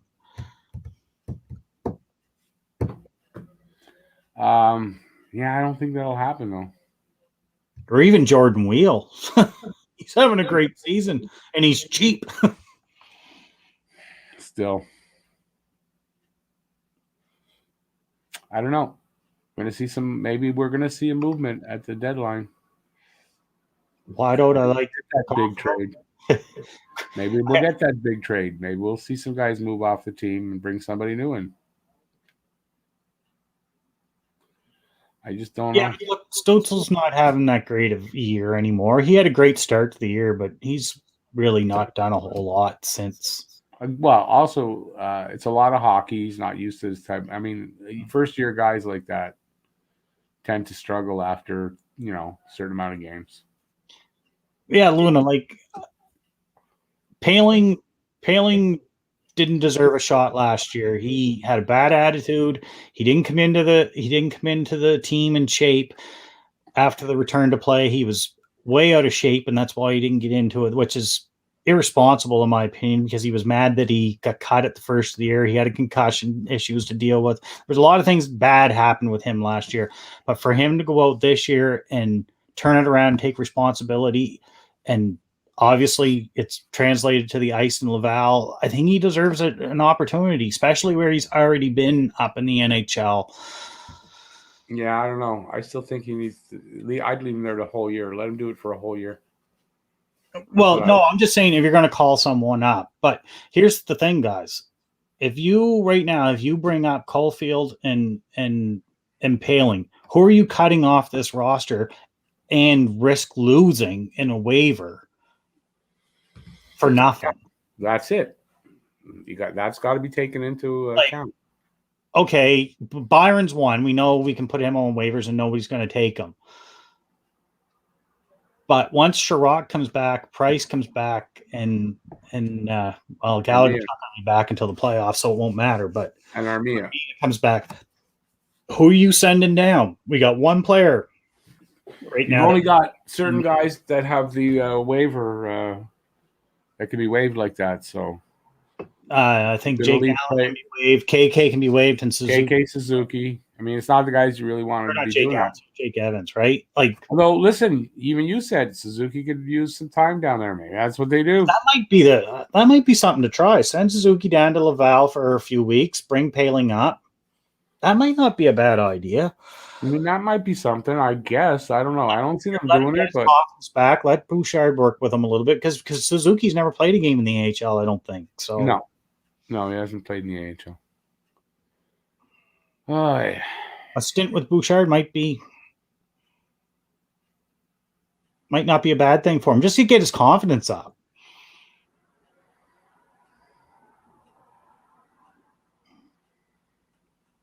Well, one trade might not change anything, but it might actually change everything. Like, it depends on what they trade for. I think if they get a top pairing left side defenseman, I think that could really help. Yeah, I think that's something that could help is get that. But is there somebody out there? I don't know. Yeah, Luna, exactly. Like, that's what I'm thinking with Suzuki. I mean, it had helped KK. Bouchard is known for being good with young players, so I don't know. Send Weber to the Rocket. Exactly, for Vegan. Like, I know everybody hates Hall, but right now I would rather have Hall than Drouin. Hall is a better hockey player on his worst season than Drouin is right now. Like, we were literally saying weeks ago that Drouin, this is one of his better seasons. And wait, I gotta answer something here. Who said this? Where is it? Shit, it jumped. Oh, Brad. Brad said, I said send Suzuki down 2 weeks ago, and Rick said no way. Yeah. I'm not saying I'm saying that now, but I said Jeff was talking about that. So I put the two together. Don't come down on me. And besides, anyway, I could say that now, and I feel differently today. Just because you said something doesn't mean you're not allowed to change your mind later. Right. I'm a big enough man that I can change my mind on things. I don't know. I'm not a big enough man. Just because you said something on the internet or in a comment section doesn't mean you have to stick to it. No. Like, you can literally, like, it's one thing if you change your mind without having circumstances to change them over, but literally every game we watch is a different assessment you can make. Like, the more information you have, the more you are able to change your mind on things. Yep. I agree. All right. I think I'm going to call it. You guys want to stick around for a while longer, or what? What do you think? Well, I don't mind. We're going to cut into Harry Rice. Harry's here, so. Oh, Harry's here. Bring Harry in. Harry, you want to come on live? Harry, come back on if you want then. Are you not doing a stream? Oh, he will. He usually waits. He's probably trying to calm himself down before he goes on live. Oh, well, then having him on here is not going to help him calm himself down. It's not going to work. It's all right, Harry. I already chased someone off me. They said I was too toxic, so I don't know. I didn't think it wasn't like I was yelling and screaming and cursing and swearing. I almost let me. I almost did on Hot Take Hockey when they scored one of them goals. There was almost table flipping going on.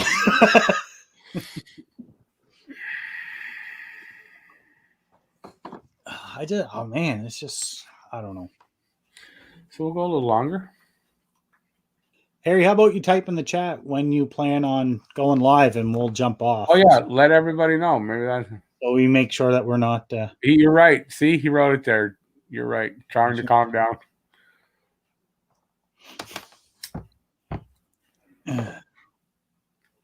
Oh, Shamir's back. Hey, Shamir. Shamir, come on in, Shamir. Missed you, Shamir. Shamir has the link. Anybody else want to get on? I should maybe I'll check. Anybody want to get on? Yeah, let's have a rant panel. A rant panel. Let's see what I can do about this.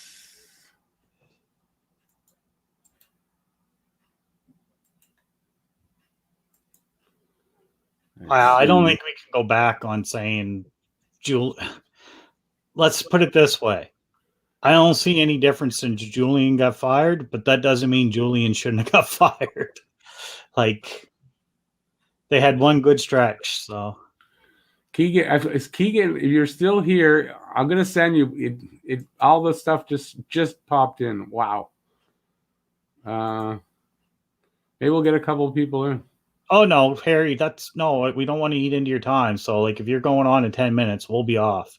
All right, Prince George. Because I want to go over. I want to go over to your channel, Harry. Okay, well, let's see what we got going. Maybe I just sent out two links. We'll see if we get some more people in here. Yeah, I sent Luna a link. If she might not want to join us.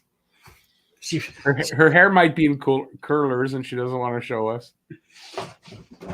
I know that's sexist. I know I shouldn't have said that, but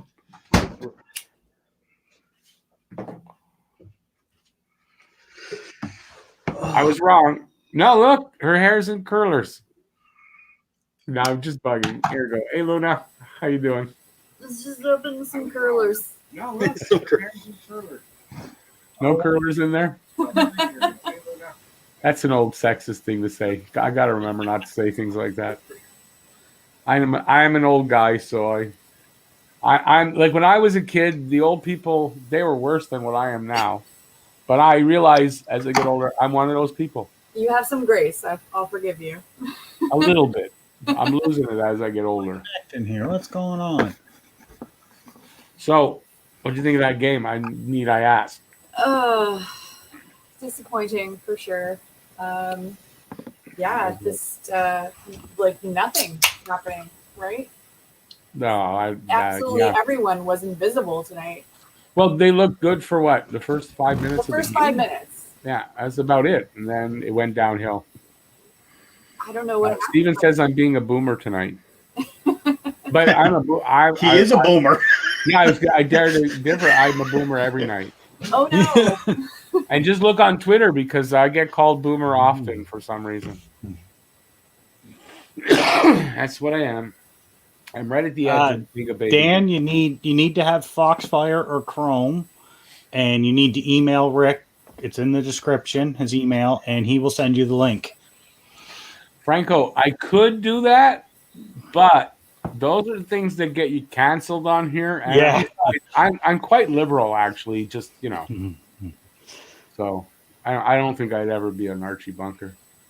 Does everybody know that reference? I think like he used to like beat his wife, right? No, we didn't beat his wife. Wasn't no, but who's Archie Bunker? You're thinking of who am I thinking of?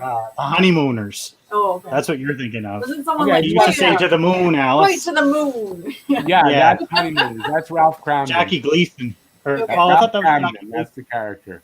No, the who are we talking about again now? Jackie Gleason, isn't that the Oh, Honeymooners? the other one. Who are we talking about? I don't want to. Oh, Archie Bunker. Oh, Archie Bunker. All in the Family. Yeah, that was a great show. Great show. It was. I know. Now we know somewhere about what Luna's age is because she don't know who It's on TV Land or whatever it is, the retro channel that shows Three's Company, and it's on there. I haven't had cable since 2007, man. Oh, No, well, it's been off the air at all since like the late '80s. So yeah. Archie Bunker's The Jeffersons were a spin-off show from it, but Archie Bunker, it was showing how poisonous and everything racism was at that time. Like it was like holding a mirror up to society of saying like, this is what. Just take Donald Trump today. Oh no. Go back to the '70s. Take all his money away, and you got Archie Bunker. Yeah, but he wasn't really like that in real life. No, you got to play them. No, of course not. But it was a show guys. Back showing. to hockey. Back to hockey, yeah. This racism stuff's no good. Yeah, no, No. I think you had a pretty good point there about sending Suzuki down and bringing Paling up. Doing something drastic in any case would be good for this team right now. Yeah, I'm not. I think they need a wake-up call. They need a wake-up call for sure. Yeah, but And I said that oh, sorry, go ahead, Rick. well, I'm just wondering at what expense though. Maybe Suzuki doesn't take it well.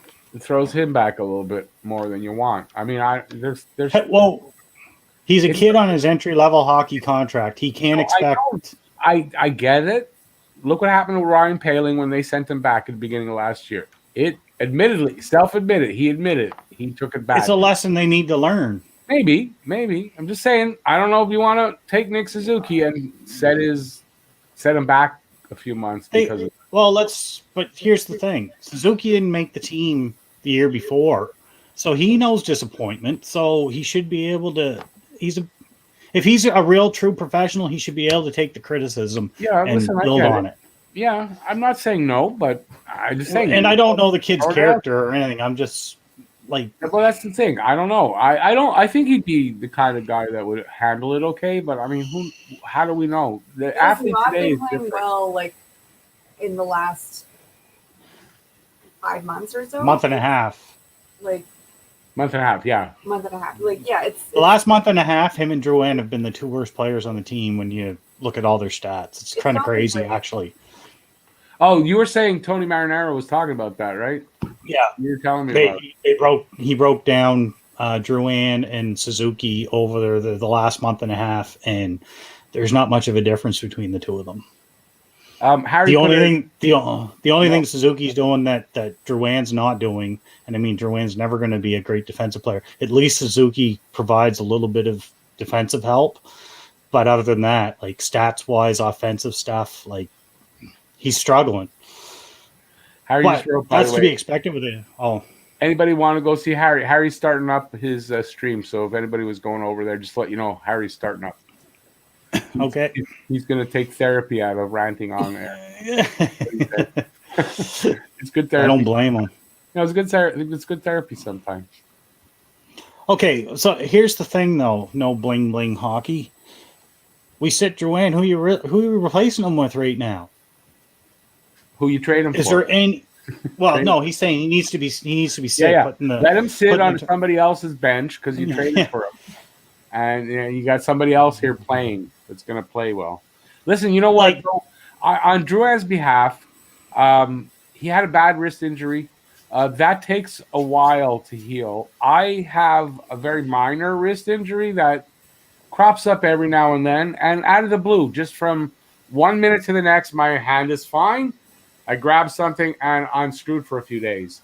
Yeah. So I do get the fact that the wrist could be causing him this problem. And from when he said he started to have this problem again, it's about when he broke down. He started to break down. But there's other things he could be doing out there to help the team, and he's floating on defense. There was 2 goals, and not the last game, the game before that. Was it Thursday or Wednesday? I can't remember. But anyway, he literally floated down the ice when his man beat him. Like 2 years ago. He was doing. Right? Like, yeah. If you've got a wrist injury and you're not able to put the puck in the net or be a dynamic offensive player, there's other things you could be doing out there, and he doesn't do them. And I hate crapping on the guy because I like him, and I do. I like Drouin. I watched him in Halifax. I saw what Drouin can do. It's just never really happened in the NHL yet. Oh, yeah. But how much longer are we going to say he's young? Because he's not young anymore. He just turned 26. No, he's about to enter his prime. I mean, and some people will say at 25 he's in his prime. It might have shifted down. He's 26 now.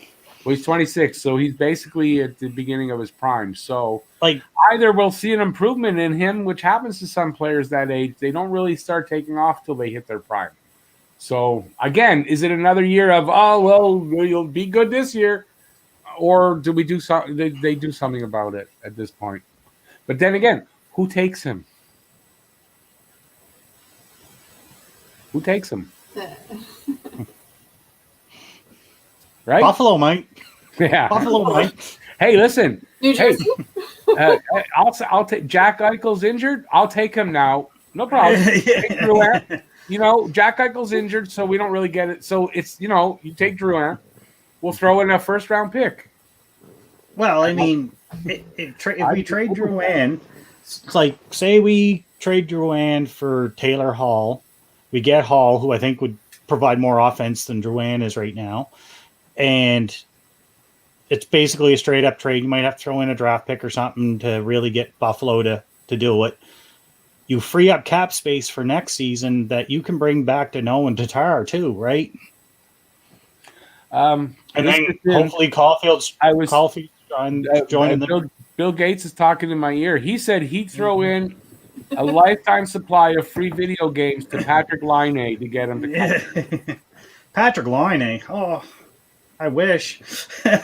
Bill Gates is ready to. He's going to back it up. Yeah. Yeah, Bill Gates he's going to do that. See the advantage? See? It's an advantage. Let me see. You got a third eye growing on top of your head yet? But there's there's something weird here though. It feels weird. Well, I'll let you know in a few days. Okay, enough of that. Hey, listen, it's the joke of the day. We're not off the air yet. I'm gonna keep milking it as much as I can. Oh. No, but not a bad idea though for Eichel. If they're thinking of moving him, I'd trade for him now. Okay, he can't play, but what's the use now anyway? Get him for next year. Again, you know how I feel. You're gonna have to give up on. If there's a dynamic player like Jack Eichel available in the summer, yeah, I think Montreal has to do whatever they need to do to get it. I don't care who it is at this point.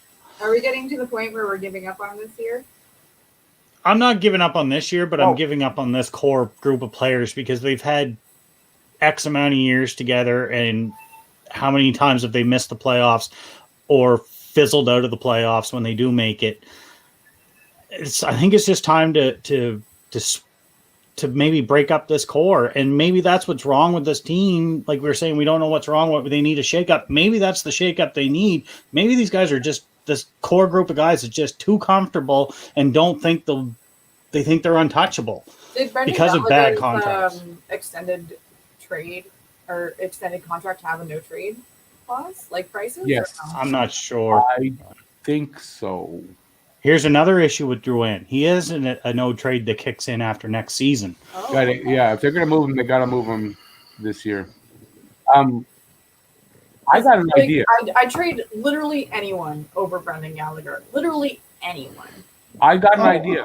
I get that, and I don't want to trade him either. But I got an idea.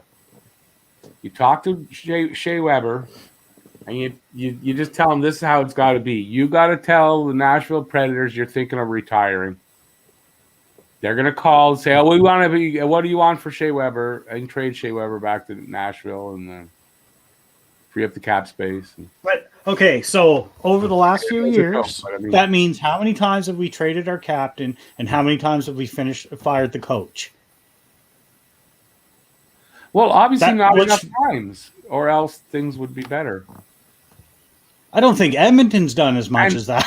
And listen. I mean, even Einstein said, just keep doing the same thing over and over again, and then something different's going to happen. I feel like that's the correct quote. Yes, yeah. Isn't that what he said? I think that's what he said. And that's what I was saying earlier. Like, how many times are we going to put this core out there and expect a different result? We've watched the same story so many times. Well, you ask me, as much as I like Weber and all that stuff, but I mean, he's a problem right now. So I'm not far off in if only that could happen. But yeah, it's not going to happen. No bling bling hockey. Nashville would be very interested if Weber's going to retire, because then they're on the hook for the rest of his contract. So it's a horrible thing for Nashville if he retires. They want him back, and they'll put him on the LTIR, and they're fine. But they want him back. So if he's going to retire, Nashville wants him back. I have a feeling we're going to see Weber go under the knife after this season. Yeah. Because I think his ankle is bothering him more than it did last year after his injury that he came back from miraculously. I mean, it must be, right? Why is he so slow at having so many problems? Something's up. And hey, let's be honest. This is a condensed schedule. He's an older player with a ton of injuries. Like, maybe it's just an accumulative effect of a bunch of things hurting him right now. And I mean, I don't think Weber's completely useless. I think he's injured right now. This is what's happening with Weber, in my opinion, is this. When the trade happened with Subban and Weber, one of the knocks that were said of getting him was he's a guy who's had hard miles on him. And in another few years, this could be a problem. And it's what's kind of happened. Yes, but I still think even in a couple of years' time, if he's healthy, he can still be a bottom pair defenseman and not hurt you. But that's if they'll admit that he's not the number one defense. They won't do that. They're still sold on Weber's the guy. But it's proving that he's not. Either he's injured. I mean, I think he's injured. Not that guy anymore, and admit it, and then drop him down. Weber should be right now the way he's playing third pairing defense. Yeah. Okay, but who's replacing him right now? Shift Petrie and I'd shift Petrie and Edmondson up to the first pairing. I'd have Romanov and somebody as the second pairing, and I'd have Kulak and Weber as the third. And you might say Kulak deserves better, but Kulak is a puck mover more than Edmondson is, or more than Sherrod is, and you need a puck mover with Weber. It's clear you need a guy that can skate. That's why I don't think it's a bad idea to have Mete and Weber on the third pairing. But I mean, Rick, literally right now, if you go and look at the minutes played each game, I would guess that Petrie's already getting more minutes than Weber the majority of nights. I don't think so, though.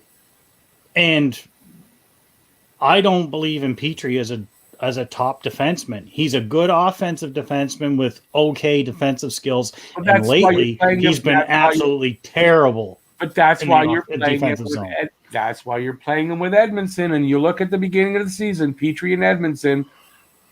Petrie was fantastic. His offense was there. He was Norris Trophy candidate. Edmondson, best plus minus, shutdown best, one of the best shutdown guys for denying entries and all that. And then they changed. And so I'm sorry, proof is there. Edmondson and Petrie, your first. Edmondson's not a top pairing defenseman. He has the minute you start putting him out there against the top lines in this, he's going to struggle too. He is your number one guy on defense. Yeah, but he's going up zone entries and for shutting down high danger chances. Plus, he's got the best plus minus in the league at the time. I don't see where he's not. But he's not doing that against Connor McDavid and them guys. He's doing that. He's playing with Weber now. Weber only has like 10 seconds. Yeah, that's just recently. Edmondson is a stay-at-home guy. Weber should be a stay-at-home guy. Two stay-at-home guys again paired together. It doesn't work. It's clear it doesn't work. I would rather have two stay-at-home guys that on the ice right now together because our defense is shit. I don't want to see our defense pinching in because they're blowing it.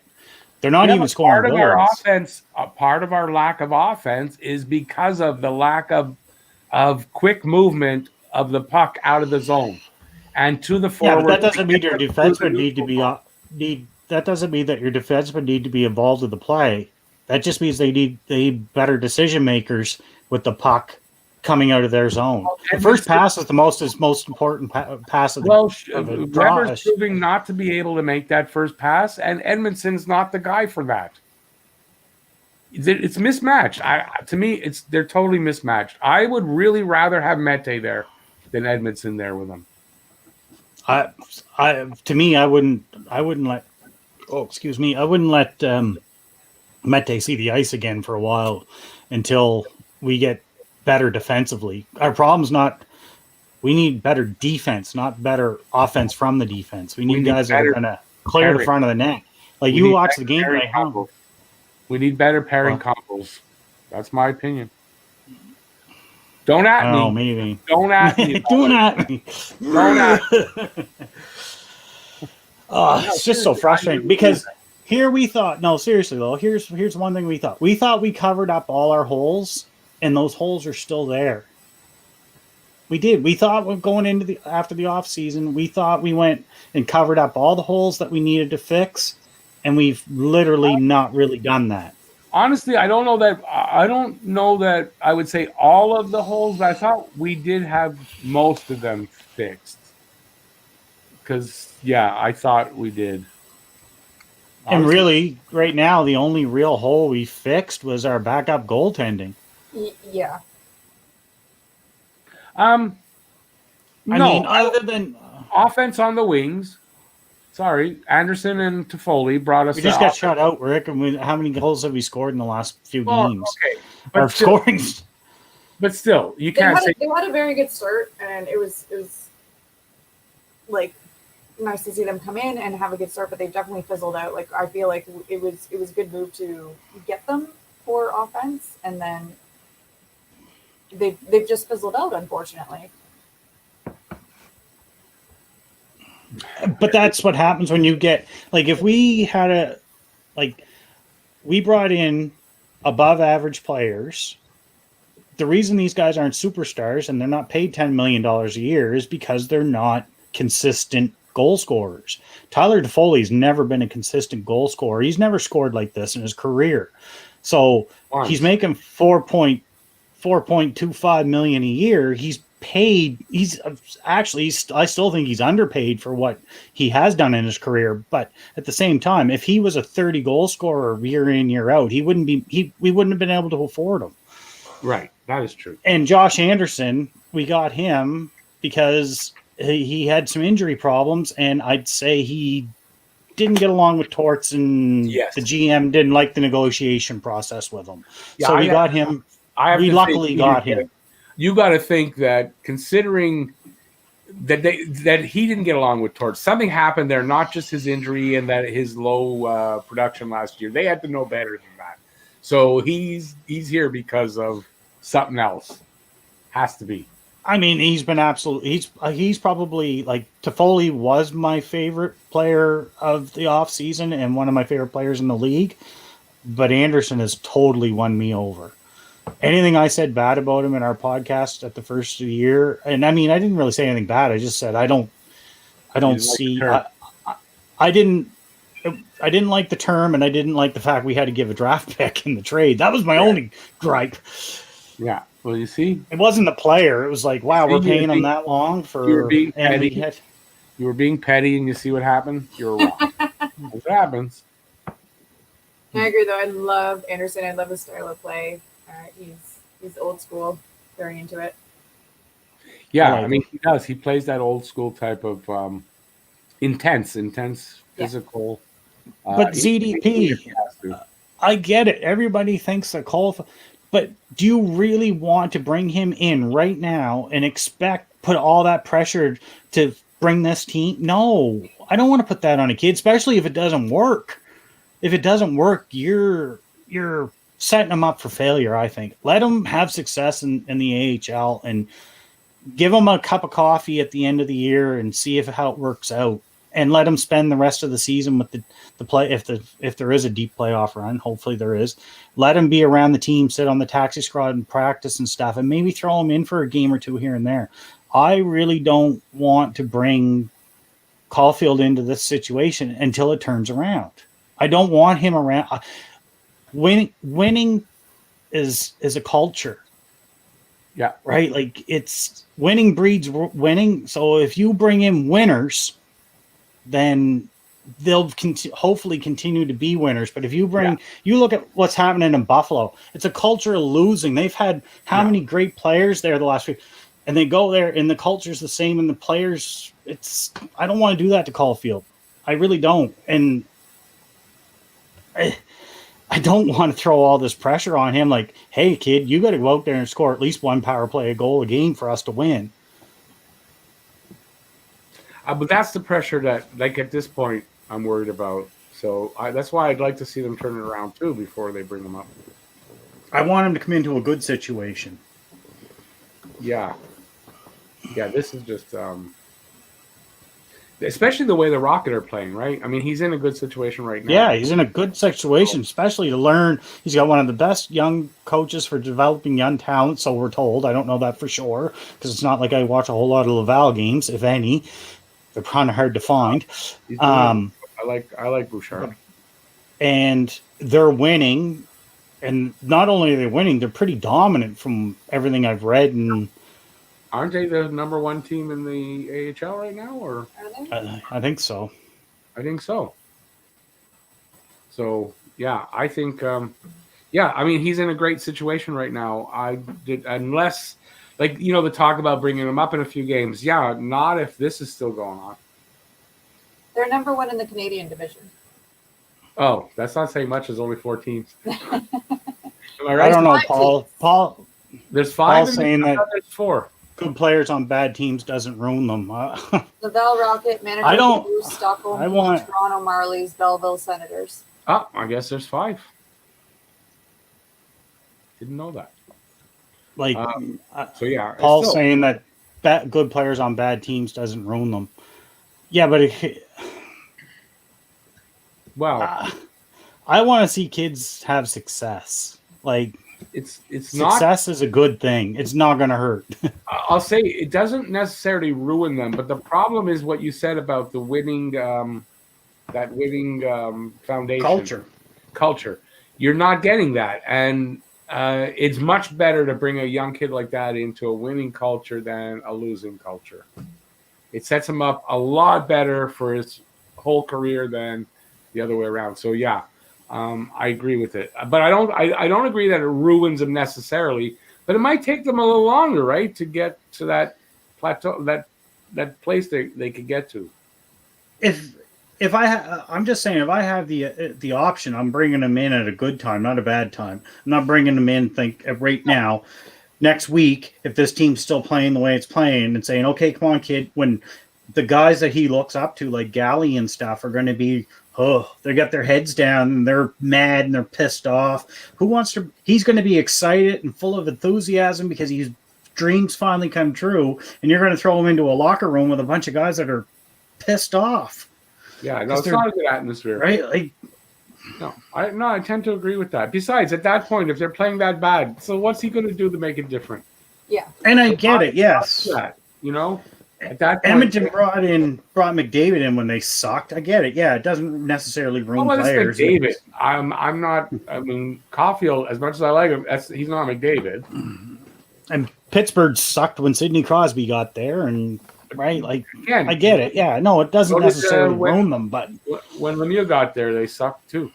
Yeah, but these are different players. Are you saying Caulfield's bad? No, so I don't want to equate that. It's a different thing. These are players that could do that. They could come in there and change the pressure. The pressure in Montreal is intense as it is. The media in Montreal is intense. If he comes in and the team's losing, and he comes in and he doesn't score a goal for 10 games, oh, man. That's true, too, right? Because Caulfield, literally, if Caulfield comes in here and almost – let me put it this way. His first shift, if he doesn't score a goal, there are people, and they're probably in the chat room, that are going to say – trade him, fire him. He's a bust. Yeah. He's a bust because he didn't score on his first shift. So – that pressure is going to be on him no matter what. And you bring him in a situation like this where, man, they need him to score. That's not fair. Even though I think he can handle a lot of pressure, still, that's not fair. ZDP, yeah, he won 2 games for Laval, but it's the minors. It's not the NHL. I know people don't understand, but this is extremely hard, and the worst player in the NHL would come back to his hometown and still whoop any player that on the ice from his hometown. Like, well, listen, I've been fortunate enough to have. Here's my example, because everybody made fun of Jordan Wheel in there. Jordan Wheel sucked kind of here. Jordan Wheel's like the best player on the team in the AHL. So it's a difference. I've had the opportunity for my daughter to be coached by 4 former NHLers, and they're retired, and they go out on the ice with major Bantam players, and they skate circles around them in their 40s. They're going up against 16, 17-year-olds, the best of the best in this area, and these guys can skate circles around them in their 40s. Like, I don't think people really understand what level of hockey that is sometimes. Yeah. Like, it's a whole different show. It is. And like one of the guys that coaches my daughter every year, he was one of the top scorers in the AHL, and he played okay in the NHL. John Sim, like he wasn't great. He was a 4th line player, but I think there was points in his career where he led the AHL in scoring. I don't think he never won a scoring title, but there was months in the AHL where he was one of the top scorers. Like, it's hard. Unfortunately, I'm going to have to call the stream here. We're getting close to 4 hours. That's the limit for one stream. Oh, is it? You can't go over 4 hours, though. It'll cut off. I want to not forget and have it just cut off. Well, let's all go over to Harry Rice. Yeah, no problem. Everybody head over to Harry Rice. You want to keep talking, but I've got to cut out because of that. So, hey, thanks everybody that stuck around. 58 people still here. It's amazing. Wow. Thanks for listening to us and letting us vent. Yeah. Yeah, exactly. Yeah, I want to thank everybody that was here, everybody that that donated. Luna, thank you, and I hope everybody will be back for the next one. I mean, I hope after this game, I hope you'll come back. But it's Monday. Toronto is in town, so let's hope for the best. I don't know. A win against the Leafs would mean a lot right now. Yeah, it would. Mm-hmm. So thanks everybody for being here. I want to thank Jeff. I want to thank Luna for being here at the end and having this little panel. And Harry was in here earlier. Luca earlier in the stream. My son for coming in and just talking about his channel. So thanks everybody. Thanks for being here. What do I always say? If you I did that. Thanks for watching. Stay safe out there. Peace out, y'all. See you next one. See you, everyone. Bye, friends. Thanks for nice meeting you, Luna. Nice